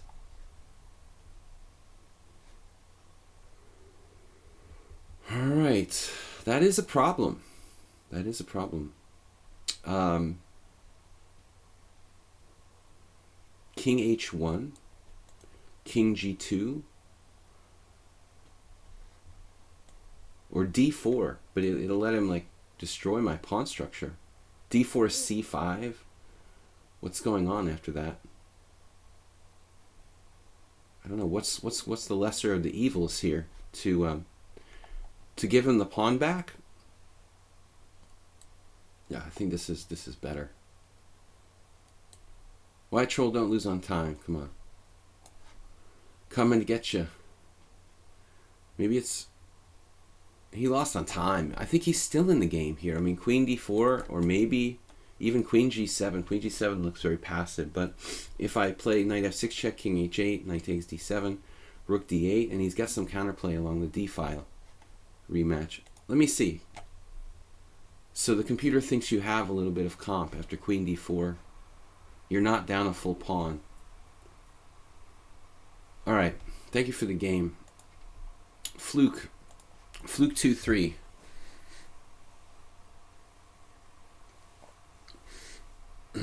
I think the Illusionov, they got to get rid of Illusionov. It's not going to be easy though. He's basically kind of like totally corrupted FIDE, and I don't know. Maybe the whole organization will fall apart. It's hard to say what's going to happen. It's getting interesting now. It's like a soap opera. Osmai Parashvili is like he's the chief of Europe, apparently. Osmai's a good player, but he's a chess politician as well. Anyway, he said, well, we'll see what happens at the next meeting. FIDE could just collapse. The Smith-Morra Gambit, d6. But I think the Western chess federations are kind of losing patience with FIDE. What am I doing here? I have to play a6? I don't have to. I mean, e6 is the old main line. But this is my system that I've been playing a lot. a6, bishop g4 when we can get it. First we have to play knight f6. And then we can play bishop g4 if possible. To trade off pieces. You think Karpov or Kasparov would be better? No. No. I mean, that's the whole point, right? A chess organization, yes, maybe they would popularize chess more, but I don't think that, I really don't think a sporting organization should have a person who's politically polarizing, like as president, you know what I mean? Kasparov and Karpov are both politicians now, basically, although Kasparov, like, not officially so. I mean, activists or whatever, I mean, they're not good for the sport of chess in that sense. It should be somewhat neutral. Not some kind of like ultra polarizing, Putin oppositionist. I mean, it's ridiculous. Kasparov should have never run for president of FIDE. So it should be chess federation or any sporting organization should be neutral from politics. I mean, try to be anyway. I mean, you don't want to elect Kasparov as like the head of FIDE. I mean, it's a nightmare. Anyway. The problem is that nobody else has the popularity to get elected, Okay, rook d1. Right, so now what? e6, I believe. We've definitely played this position before. Fluke 2-3, I don't know if I played this against you. Apparently I was black in some opening there. Another one also looks like it was a Sicilian, but not, it was a Grand Prix attack. That looks like a Grand Prix attack. Do you think Illusionov and Putin are in cahoots? Oh, come on, I mean, Putin is an old friend of, Illusionov is a hugely backed by Putin. It always has been. I mean, that's not a new thing. I mean, he's always been supportive of Putin. Tell us about your tournament. My tournament? Well, it was kind of like two tournaments because I played 9 games in a GM tournament here in Budapest and 2 games in the last 2 rounds of the Hungarian Team Championship. It was a very mediocre result. I had 4 out of 9 in the GM tournament and 2 draws in my Hungarian Team Championship for a grand total of 8 draws, 2 losses, and 1 win. You can check out the games. I have a study in my account on my account here at Sparkle Horse on lichess. If you want to see, I have in my studies I have all 9 games under the first Saturday GM heading in one of my studies here. I don't remember the exact title of the study. FSGM April 2017 or something like that. But the result was okay. You know, it wasn't very great. I lost a game early to the lowest rated player. I lost to the lowest rated player and the highest rated player in the tournament. Obviously, you know, you can expect to lose to the highest rated player a good amount of the time, but you shouldn't normally lose to the lowest rated player. But a kind of funny thing happened against the guy was like he had only 15 games in the database.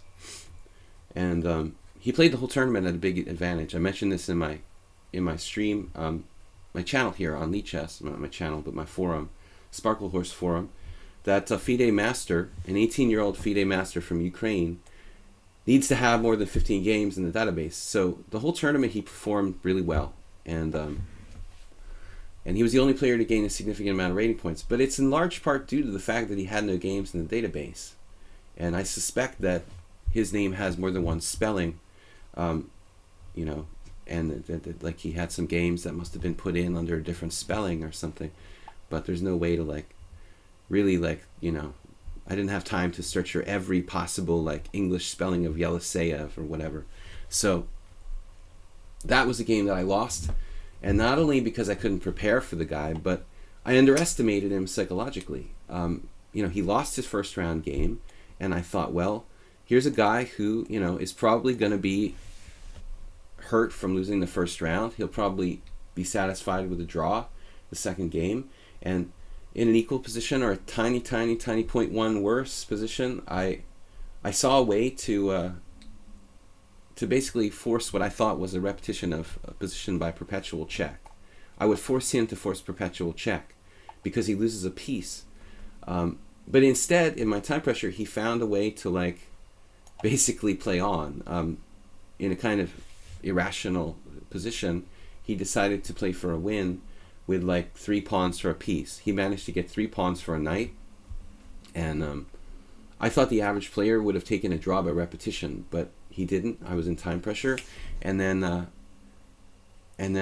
like got my queen trapped in the middle of the board. It was really horrific. My position was okay. It was basically fine, but I had to be very precise, and it was a good practical decision by my opponent to play for a win. So my tournament started off on a very bad note in that sense.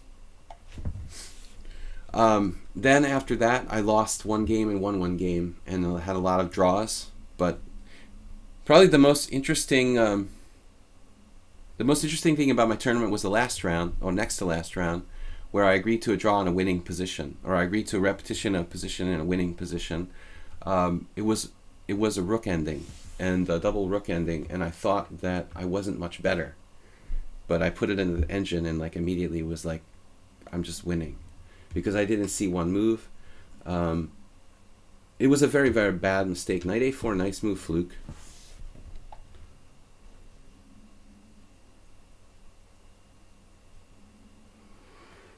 We have 2 ways to handle this. Actually, not really. I think I'm going to have to play knight d7.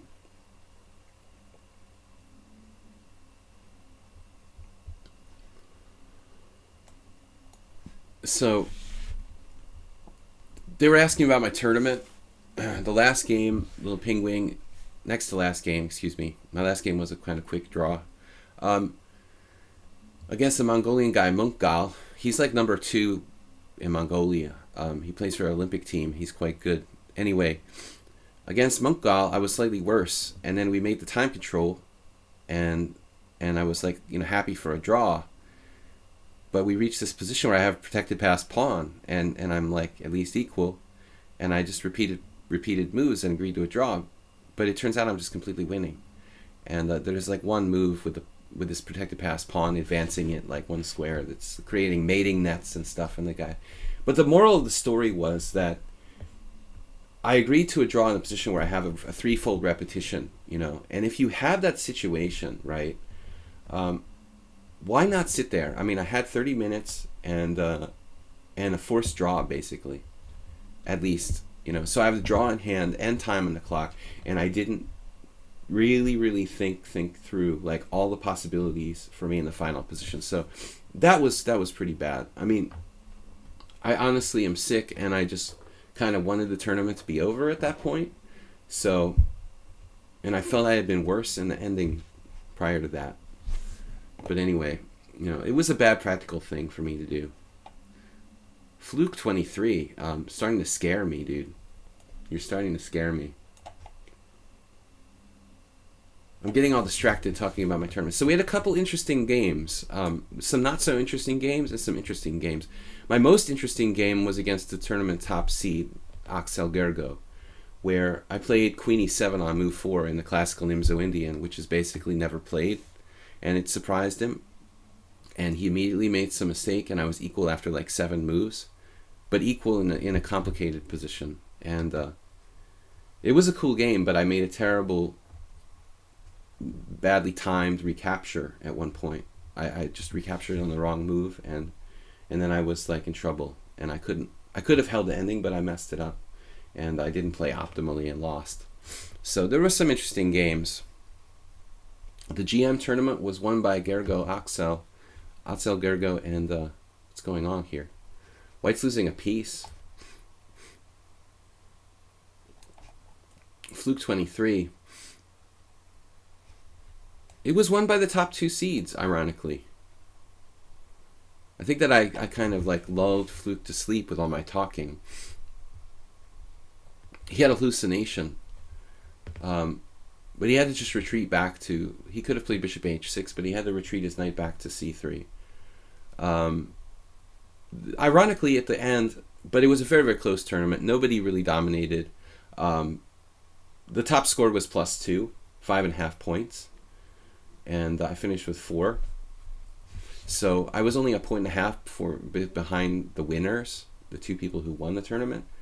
Only one player was like really in the back, and interestingly, like White was +5 in this tournament. That's I lost 2 games with Black, contributing to that quite a bit. But it's a tournament where there's like 10 players, 9 rounds, 5 games, so 45 games, and White was +5. I think that's interesting. White. And then I had my Hungarian team championship, where I drew 2 games with Black. PQLLED. The first game against International Master Attila Turzo, I made a terrible mistake and was clearly worse, and I had to save myself. My team got relegated anyway. I mean, I couldn't have changed anything, but I had defended really well. It was a heavy piece ending where I was just paralyzed to this like backward pawn, and managed to hold on. So I was actually happy with that, even though the guy was like 23-30. He played really well. He actually has a plus score against me. No, I didn't get a GM norm. Nobody got a GM norm. The score that required to make a GM norm was 6.5, and only 2 players reached 5.5. So it's just really hard. It's a much better chance in an open tournament to make a GM norm. I would say. I'm gonna play in Zalakaros in Hungary. If anybody of you guys is interested in a really good open tournament, I would say come to Hungary, come to Zalakaros in next month. Starts the 17th or the 18th of May. Really, really good, strong. There'll be like 40 GMs probably. Last year there were around 40 GMs. This is a much better chance. The Mongolian Munkgal, who I just played here in the tournament, is going to be playing in the Reykjavik Open, which is starting, I think, soon. But my problem with that is that Reykjavik and tournaments like Reykjavik and Gibraltar, they have a tendency to let in like a lot of low-rated players, and that really hurts your chances for a GM norm. So if you play like a 1900 or 1800 player in the first round in the Reykjavik Open, it's going to ruin my chances for a GM norm, or significantly damage my chances. So I'm going to play in Zalakaros, it looks like, next month, which I played in last year. How often do you like bishop f6? What's that? Bishop f6. Yeah, Kramnik is relatively quiet.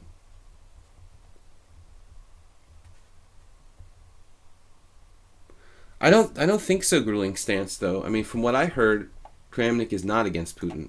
That's just he's not really outspoken, but kind of quietly, like, falling in line is what I heard. But I don't know. I don't think he's a huge Putin supporter, but I think like he kind of like is silently part of the majority there. You gotta. I guess Kramnik just, he does what he has to do, but I don't think he's against Putin. Just notice that discussion there. What hotels cost? Very, very cheap, guys. If anybody's interested in playing here in Zalakaros, you can get like an apartment for really, really cheap. Stay in it's in southwest Hungary, near to Pécs and Zalaegerszeg, and just a really strong tournament. Highly recommended. But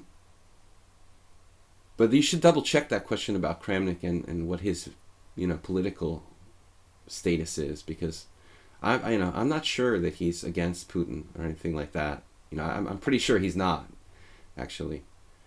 But I'm probably basing that on some kind of chess base article, so I don't know. I wouldn't really trust my knowledge of Kramnik's political. Just double check, because I'm not really certain he's anti-Putin by any stretch of the imagination. Hurt your chances to get a GM norm. Yeah. You're playing in 1900 and winning does hurt you, because playing in 1900 and winning gives you a 2300 performance, and you need to have a 2600 performance. It lowers the average of your field, so much so that it can cause you not to make a GM norm. It's catastrophic if you're trying to make a GM norm to get paired with someone who's 1900. It's a disaster. No, there's no way like the Reykjavik Open should, or big opens like Gibraltar, Reykjavik, they should not let people who are like under 2100 play in the open section. Can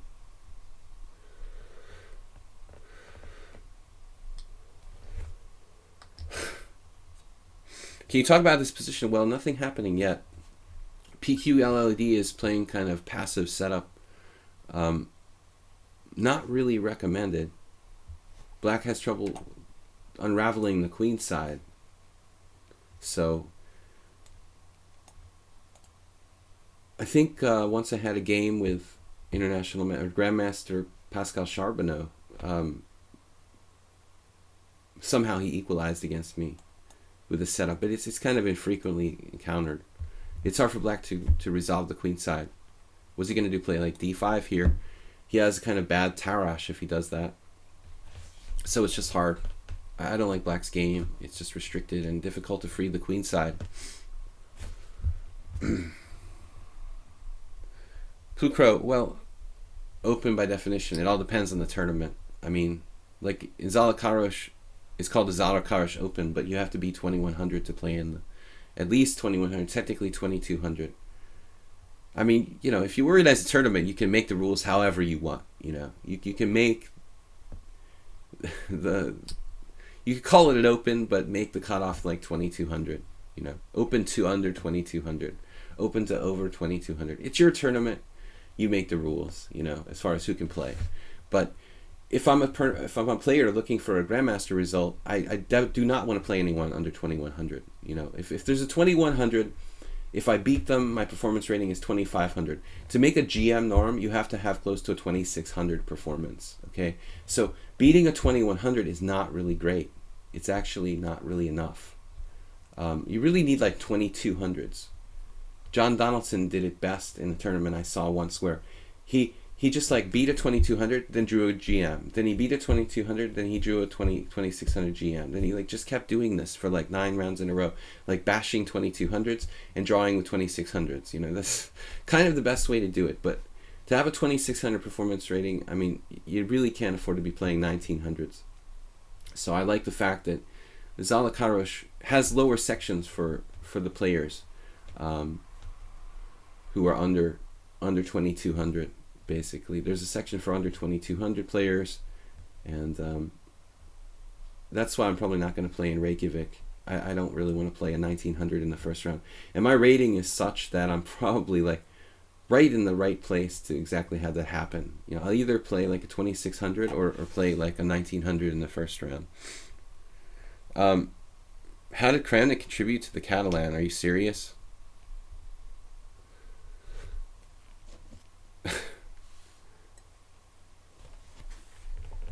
Next question. All right, knight d5, pawn takes d5, pawn takes d5 is kind of cool. Man, that looks strong actually. Is this one of those tricks where I fall for queen a5? Yeah, I've done this once before, like knight d5, pawn takes pawn, pawn takes pawn, and then queen a5 and I lose a piece. That's always nice. What's h6 about? Are you trying to like do bishop g5 or something?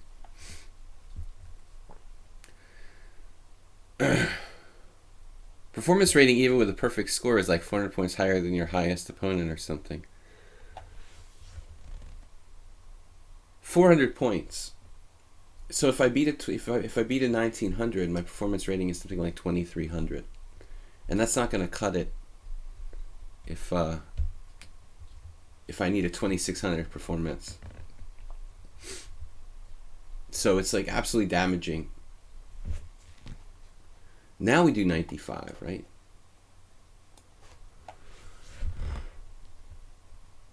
Smith-Morrow trap happens in the Smith-Morrow a lot. But PQLED might not have been listening to the stream. Maybe he doesn't listen to the stream while he's playing. I mean, this should just at least bust up his pawn structure. I remember like 20 years ago, or 25 years ago, I played Maurice Ashley, and he did this kind of sacrifice against me. But all it did was like kind of like simplify everything, and I had a tiny bit worse structure, but held easily. Okay, sensible decision now.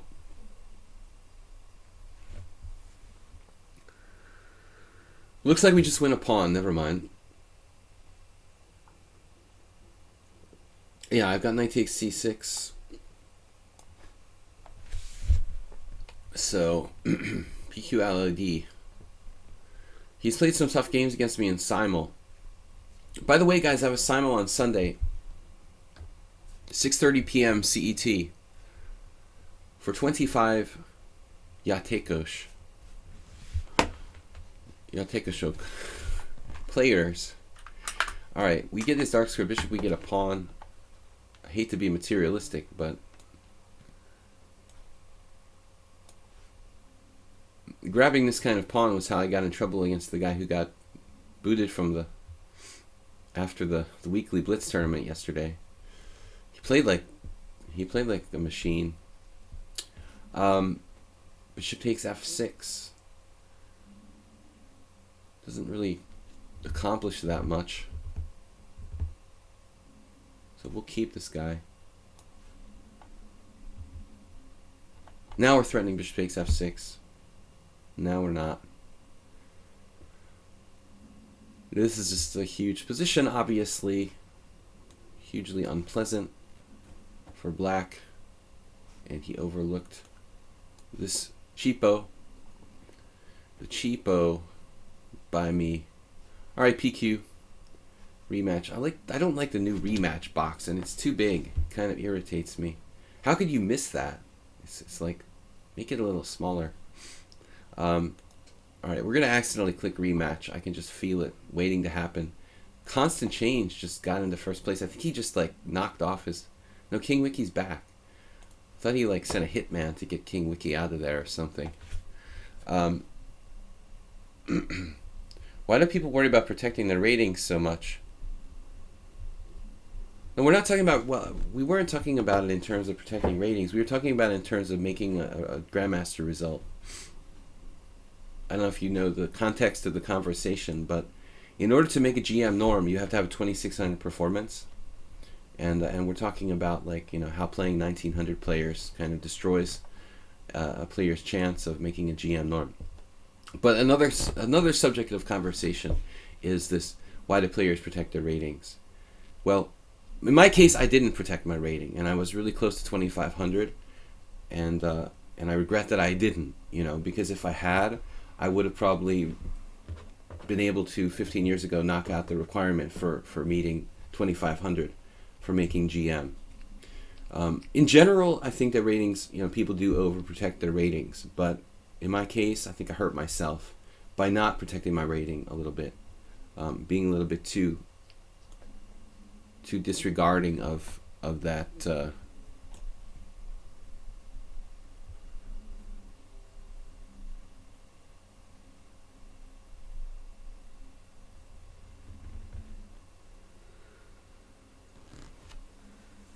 Yeah. So in general, I think that many players do protect their ratings too much, but it's not across the board. And if your life depends on making a living playing chess,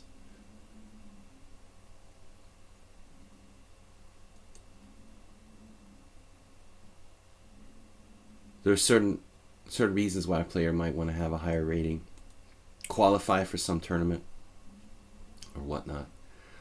King Wiki.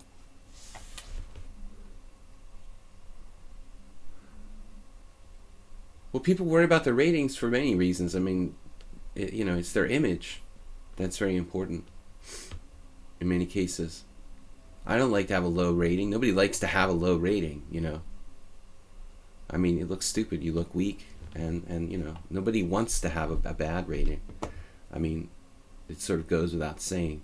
Just a question of what extremes do we go to, to not have a bad rating, or what have you. All right, this is a sort of hybrid variation. It's kind of a classical, kind of a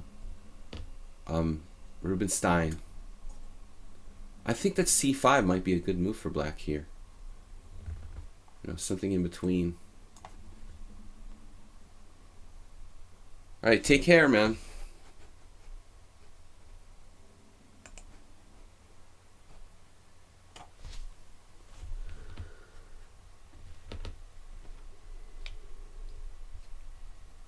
Well, unfortunately, FIDE requires people to be 2,500 to get the GM title.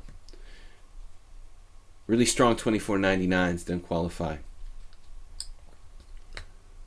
But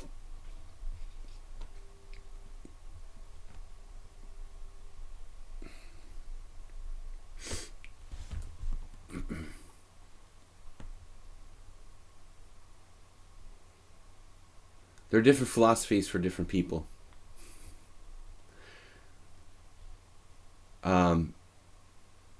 Now bishop d3. I think I looked at a similar position to this. Take, bishop takes f3, knight c6. And that's quite interesting. I can take on d4, take on f3, play knight c6, force bishop e3, and then play something like castle. I think castle's queenside. It's kind of dicey, though. I don't know if I really think that's best for black. Probably not. It probably gives white a lot of play, like CD, ED, bishop takes f3, g takes f3, knight c6, bishop e3. He has a bad pawn structure, but his pieces are very active. He's going to castle queenside. Maybe entertaining, but I'm not sure that's objectively best for black.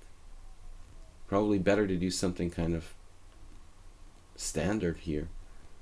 White's position isn't that dynamic, so I could always take on f3 later. Maybe just castle is the best move.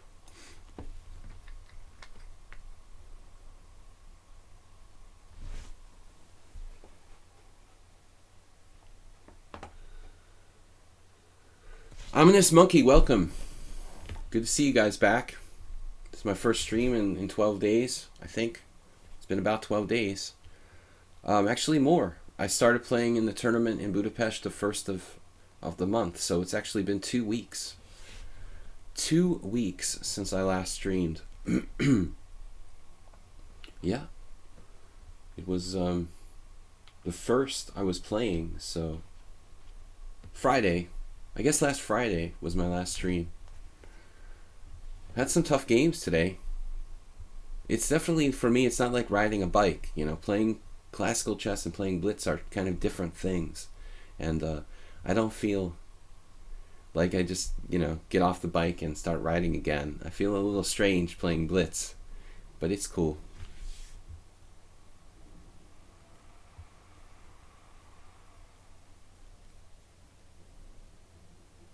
No, Triumphant. I just came back today. I've got a sinusitis condition, and I've been kind of feeling under the weather.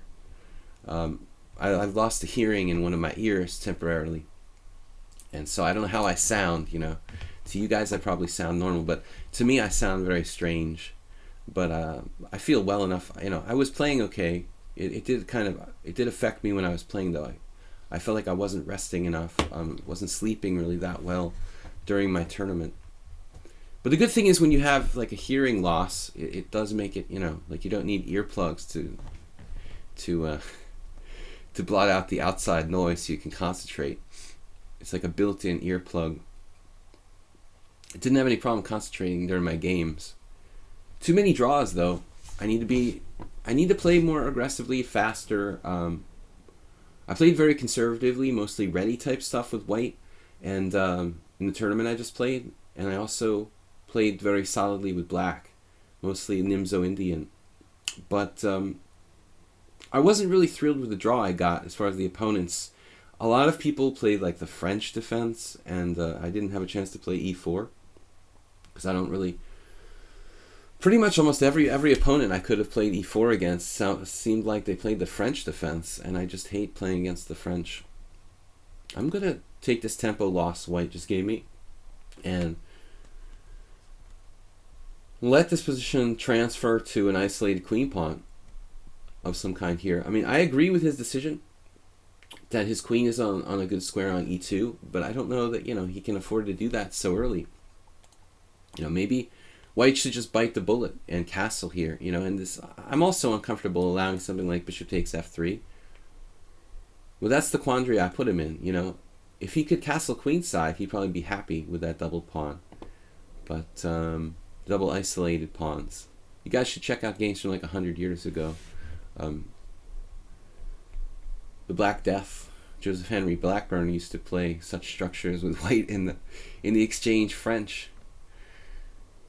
Oh, man.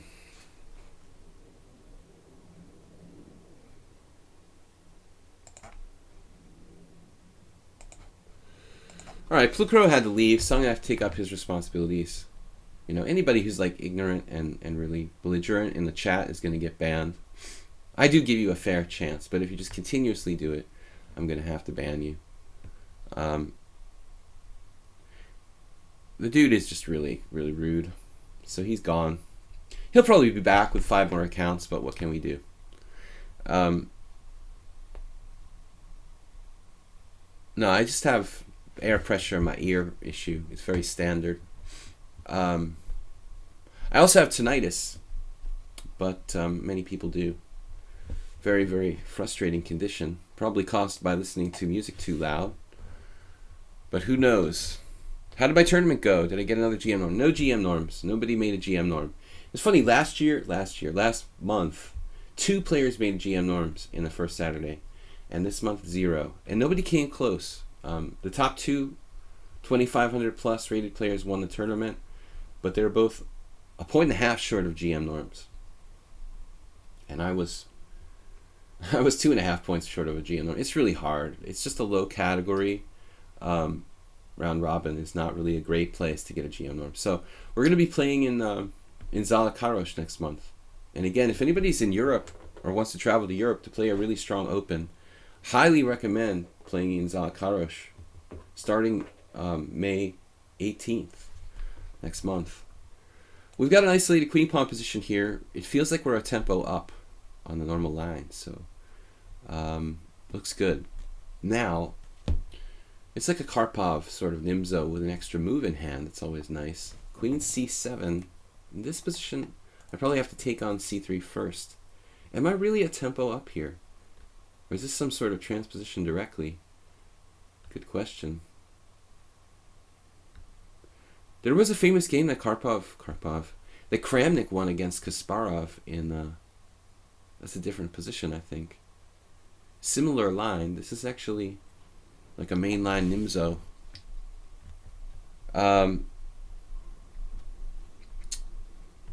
Setups here. Bishop takes c3. I think I'd rather wait on bishop takes c3. Play knight bd7. I'm a little concerned about knight e5 there.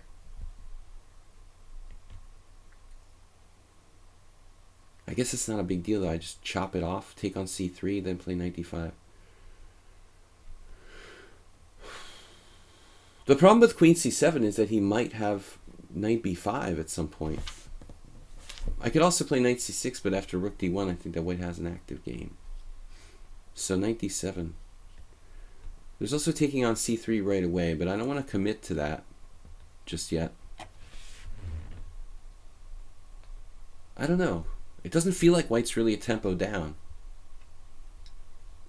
I guess in the normal lines, white plays bishop d3, and then black takes on c4, and then white moves the bishop again to c4. So that's basically what happened here. Like, this could be a book position by a strange order of moves. But then again, he's moved his queen from c2. That can't be right. He's moved his queen from c2 to e2, like losing a move concretely. There's no way that that's not a lost tempo. I know what I'm talking about. I mean, he clearly lost the tempo with his queen. But still, it doesn't feel that bad for white.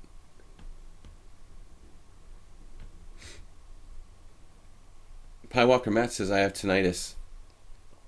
Some ear nerve damage.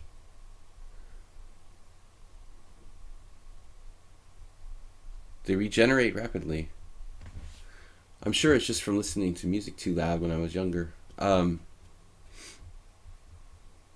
I guess there's more than one cause. Tinnitus is really annoying. But anyway, it's gotten worse since I have this hearing loss in my right ear because of the cold. I can hear the tinnitus. No matter what, you hear that. Yeah, it's pretty common problem. A lot of people have tinnitus. A lot of noise pollution in the world. Anyway. Alright guys, we're going to keep streaming here for another 20 minutes. Another time for at least another game after this.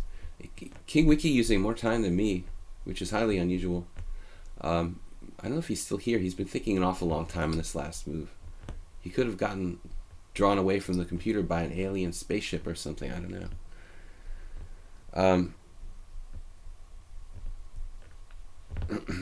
A lot of doctors are like clueless about tinnitus, though. You kind of have to go to a really expert specialist.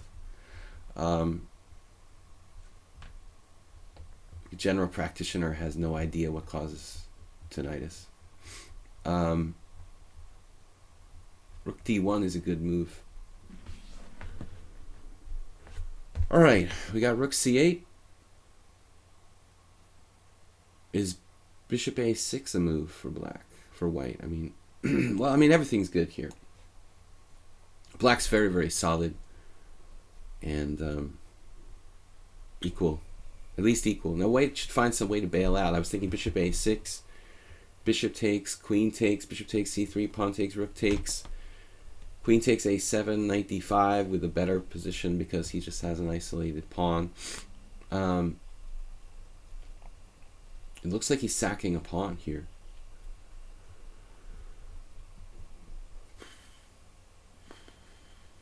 Bishop takes, rook takes, and bishop a3 looks kind of unpleasant for black, actually. But there I have bishop takes f3 at the end of the line. And then pawn takes, rook e8.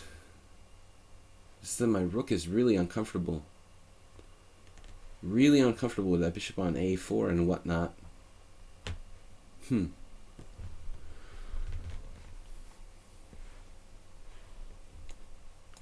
I guess we'll try it.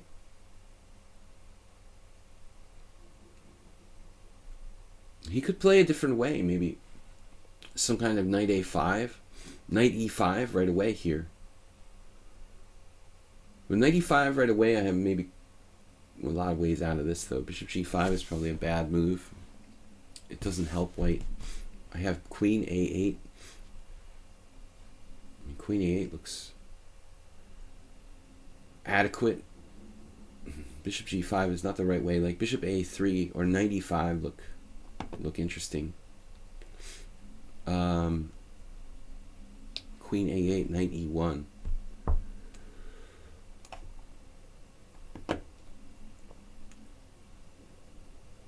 Maybe he can play more aggressively here. In any case, I can play it safe myself. I mean, maybe knight e5, I don't take on g2. Although that's still pretty nasty. Like knight e5, bishop takes g2. What's he going to do? f3, knight takes e5. Ouch. No, this has got to be okay. Although I do have a rook hanging on c3 in a lot of lines. He's just a clear pawn down here with no justification. Knight e5, take on g2. No threats. So I'm not in a hurry to give away my bishop, my white squared bishop. I actually wouldn't mind just playing like bishop d5 and nullifying the one on b3. Yes. Alright, so if I take on g2, he plays f3, then I play knight takes e5, and then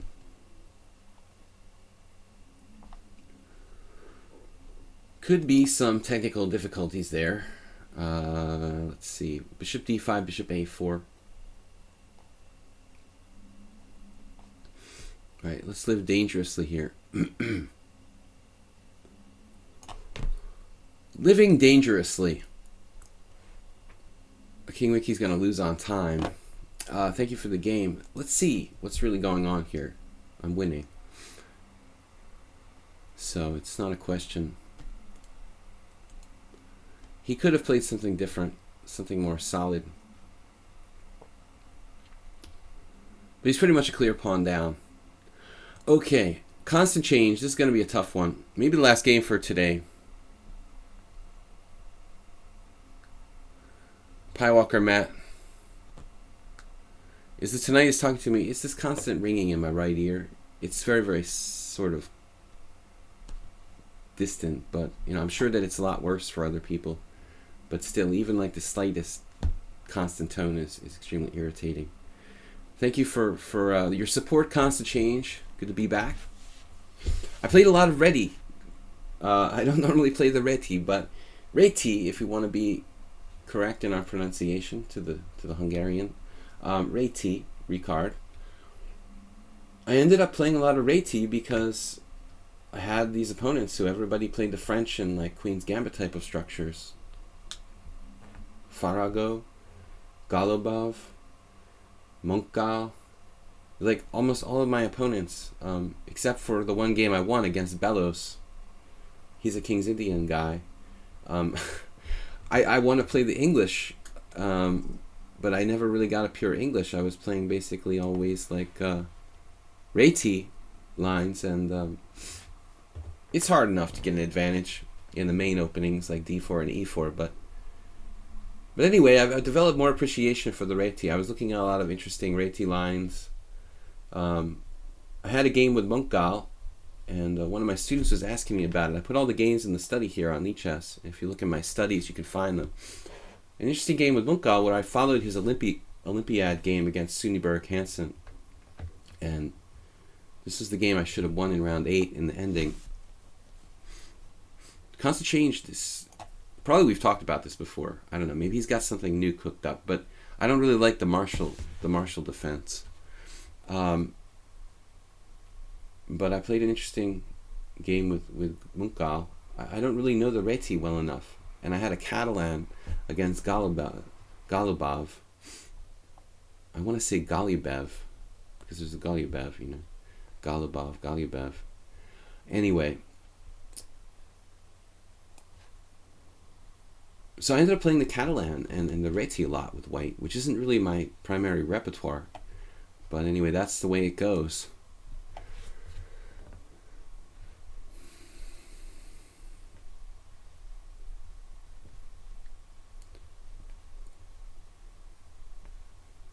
DST said, what? I played one person in 4-5-0 games, won them all. You think the increment makes a huge difference? It's a different game. I mean, there's no question to me. Increment is a hugely different game.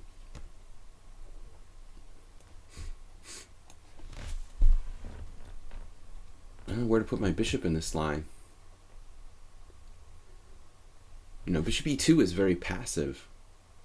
Should I play bishop e3 here? Well, I guess I'm going to have to. Yeah. Is this some new opening, Constant Change? Considered inferior by theory. Alright. It's kind of almost like a queen's gambit accepted. Now a3, obviously, stopping knight b4 looks critical. We could also castle and allow you to play knight b4. And then play bishop e2 seems viable for white as well. So rather than weakening myself, I'm just going to let him, you know. If you want to put a knight on b4, be my guest, but I don't know what it does. Hard for black to get counterplay in this martial defense kind of position. His bishop is obviously a problem. He can't fianchetto, can't get out the other way. Then his whole position can't really coordinate. Constant Change was playing the old Indian lately. So maybe he just made a move order mistake, or maybe this is a new opening he's experimenting with. I'm not really sure. The jury is out on it. But now we have a little issue. So candidate moves e5, turning it into a kind of queen's gambit accepted. I mean, e5 looks right. We could also play passive move like bishop e2. Then he's going to play maybe queen e7 and rook d8, I would think, with some counterplay. So I kind of feel like e5 is forced here. And parallels can be drawn to the queen's gambit accepted. The knight f6 lines of queen's gambit accepted. d4, d5, c4, d takes c, e4, knight f6.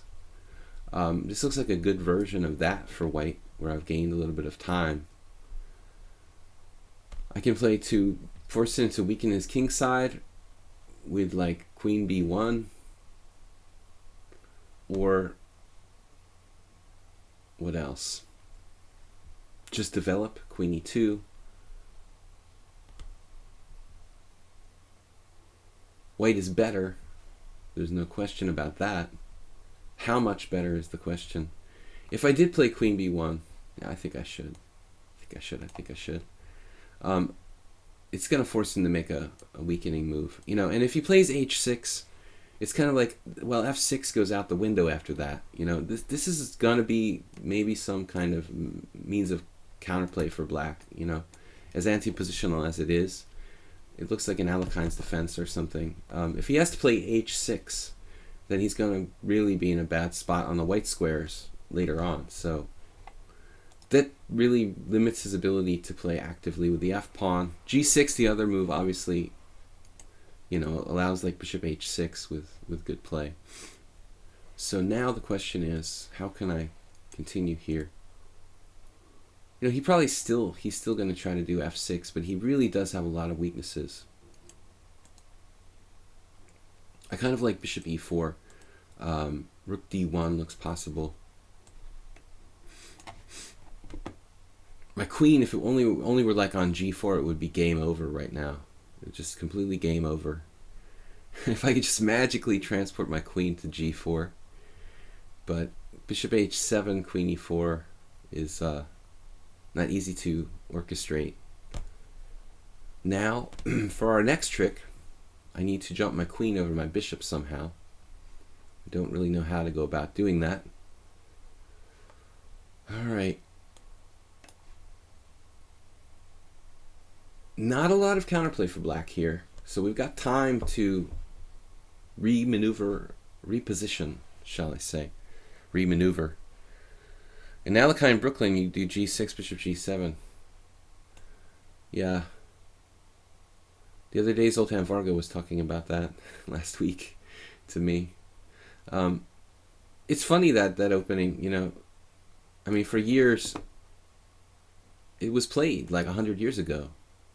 e4, knight f6, e5, knight g8. Now it looks like we're just really stepping on black here. I mean, we've got all sorts of space. I'm going to avoid the exchange of pieces and go for the c5 square. Originally I was planning on queen e2 with some kingside initiative, but I don't see that's going to be easy to do. My knight has nowhere to move on f3, and how am I going to attack him on the king side if I can't move my knight? So I guess here, maybe knight c5 right away. Maybe I shouldn't waste any time with this. Knight c5 right away. Takes with the queen.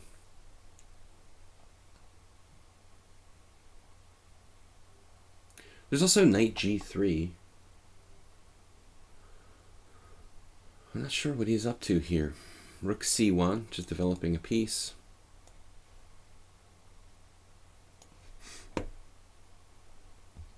I just don't think he can afford to do f6. But he might have to. I mean,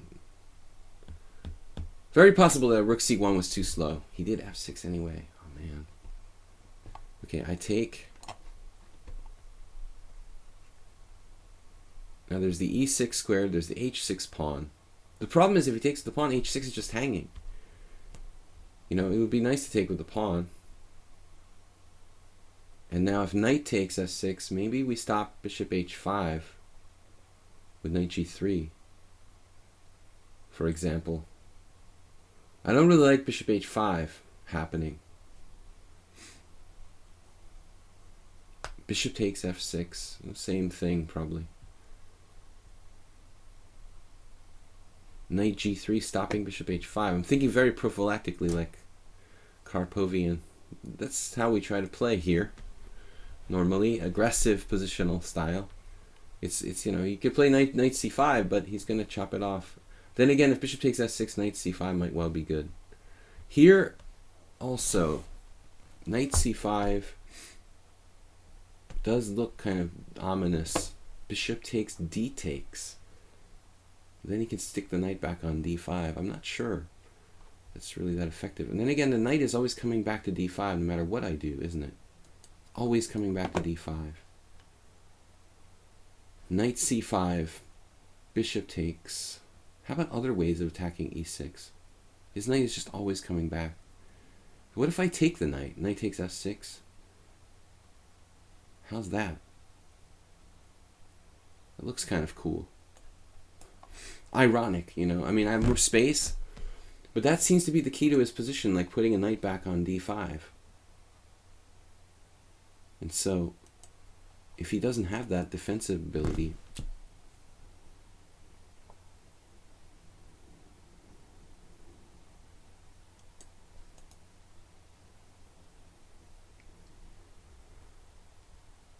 man, I thought I had him here.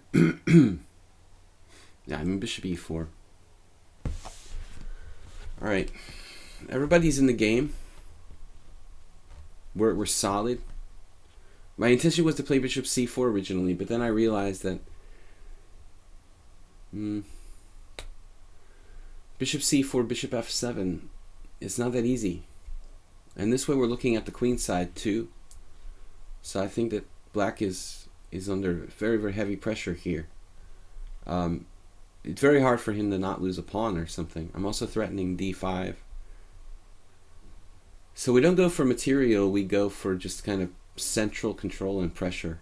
And the thing was, I think the key was trading pieces on f6 because the knight just kept coming back to d5 and stopping my whole attack all the time, every time in those lines. The e6 pawn's not going anywhere.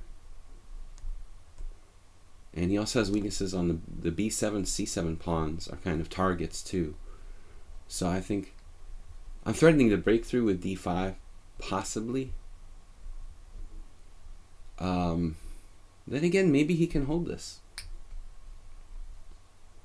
This was a low risk strategy for me though. He doesn't have any counterplay. Yeah, there's some nasty threats like queen e7, d5. Threatening bishop c5. He doesn't have a good square for the queen. d6 is the same thing. If bishop h5, I can just play bishop takes c6 at the minimum. Then really just win a pawn. I mean, everything's protected. All my pieces are in play. Last game for today, guys. We're going to be back tomorrow. We also have a stream on... I'm not going to claim the victory here. Change is an old friend. He has internet problems. So we could give him his time. Give him the chance to get back. I know that his internet is kind of shaky. You can claim victory call the game a draw or wait. I like the wait option. Wait. There should be a button here. Wait. So he's been gone for a while. We might have lost him. If so, then we'll end it for today. Sundays is a simul stream, 6:30 p.m. Thank you guys for the warm welcome to coming back here. What else should I mention? Again, I mentioned Sunday simul. Tomorrow, 10 a.m. It's Fast Friday, 5+3 blitz. You guys can all get to flag me and and whatnot. That'll be fun. Again, yesterday I played effectively in the blitz. The weekly blitz 5-0. I managed to not lose any games in like 10 or 11, 12 games. Couple of draws. One guy made me draw like with bishop and knight against king. I was maybe 8 moves away from mating him. Hungarian guy too. One of my countrymen. But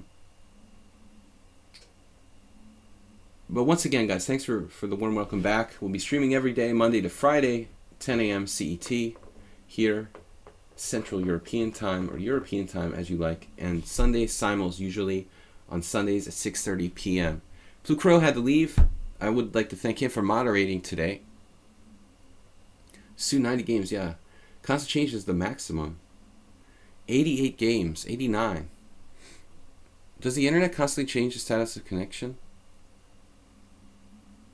I was actually angry with a lot of people in the Blitz tournament, not a lot, but several players in the Blitz tournament were disconnecting and losing positions. That's very irritating, yeah. I will ban people for doing that. I mean, it's just so unsportsmanlike. Or block them or whatever you call it. I just think that's like the lowest form of sportsmanship. Of course, you never know, like in this case, well, actually you do know, because in this case we know the constant change got disconnected. But this guy didn't get disconnected. They just like let your flag run out, like for 2 minutes, down 3 pieces. It's so childish. Like in most cases, it's probably a child, but I know adults must be doing this too. Anyway, constant change is gone. It was pretty bad for black, this position though. Hard to recommend the move actually. What's he gonna do? Like king h8? Probably king h8. We'll give him an extra minute if he came back.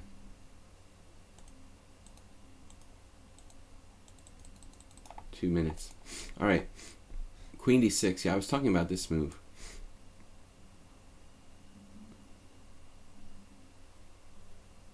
Bad internet, I know. But that's the problem, he has no good square for his queen. I already planned this in advance. It's just really difficult. This got the c5 now. Can I ask for a link to the tournament in May? Oh, I don't know the link offhand. Let me just look up.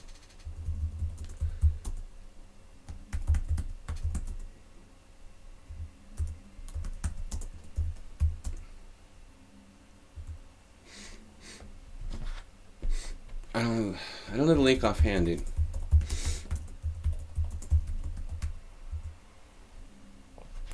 They have a very, very normal website for the tournament.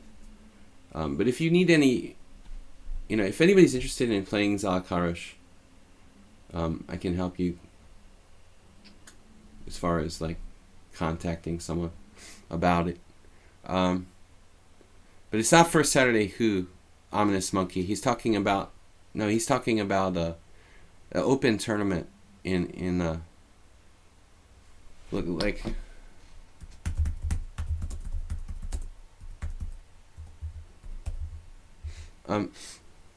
he's looking at a tournament in May here. There's several sections. There's like a under 2200 section too.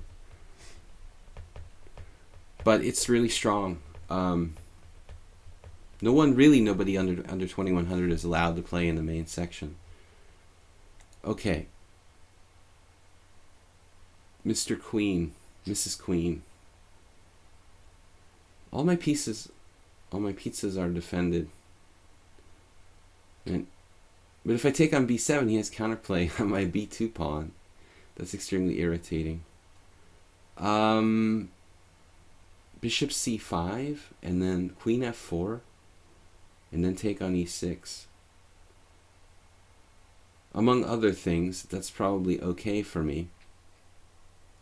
I feel like I should have something better, but I really don't have a lot of choices. Taking on e6, queen takes e6. Bishop takes b7. Nice defensive move, knight e7. There's also taking on c7, but that's again the same problem with the knight d5. The knight d5. So I guess we go here. This gotta be good. I mean, we're just basically picking off this e6 pawn. Well, you could play queen d7. It's sort of horrifying looking square for the queen, though. Technically, queen d7 holds on to the d6 pawn, the e6 pawn. You could also play d6 there. I was thinking about this. And pushing past might be, this might be strong as well. I don't really see a follow-up though. Takes, rook takes, queen c8. And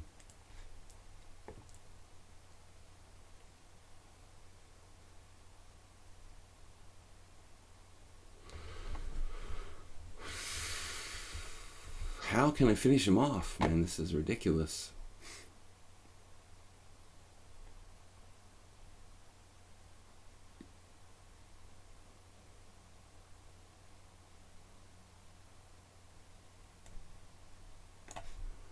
I mean, I guess I can win a pawn.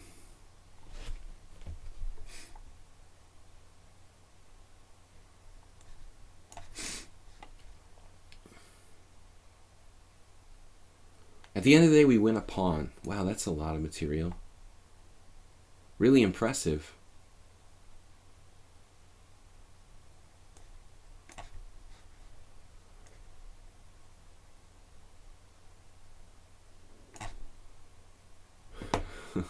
It's not too much. He really did a good job holding on here.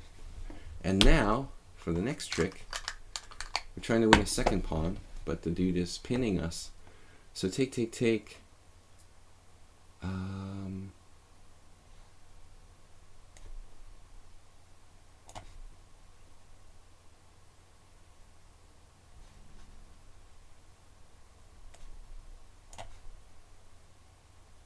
I have a bad feeling about this, for whatever that's worth. I think he missed bishop f7 there. I know I did. Oh my goodness.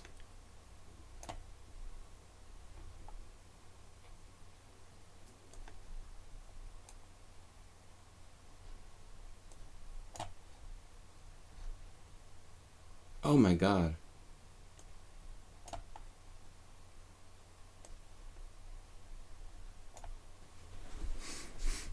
Now I'm worse.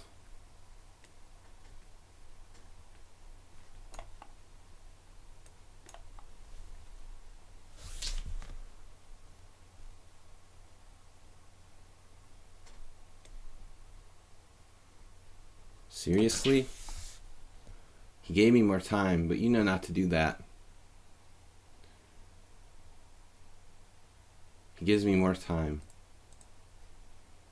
Alright, console change. Interesting game. What a positive way to end the stream today. I'm really, really thrilled about it. Nice defense there. No time. Very good. Alright, guys. We'll be back tomorrow, Friday, 10 a.m. CET. Thanks for joining me. Bye-bye.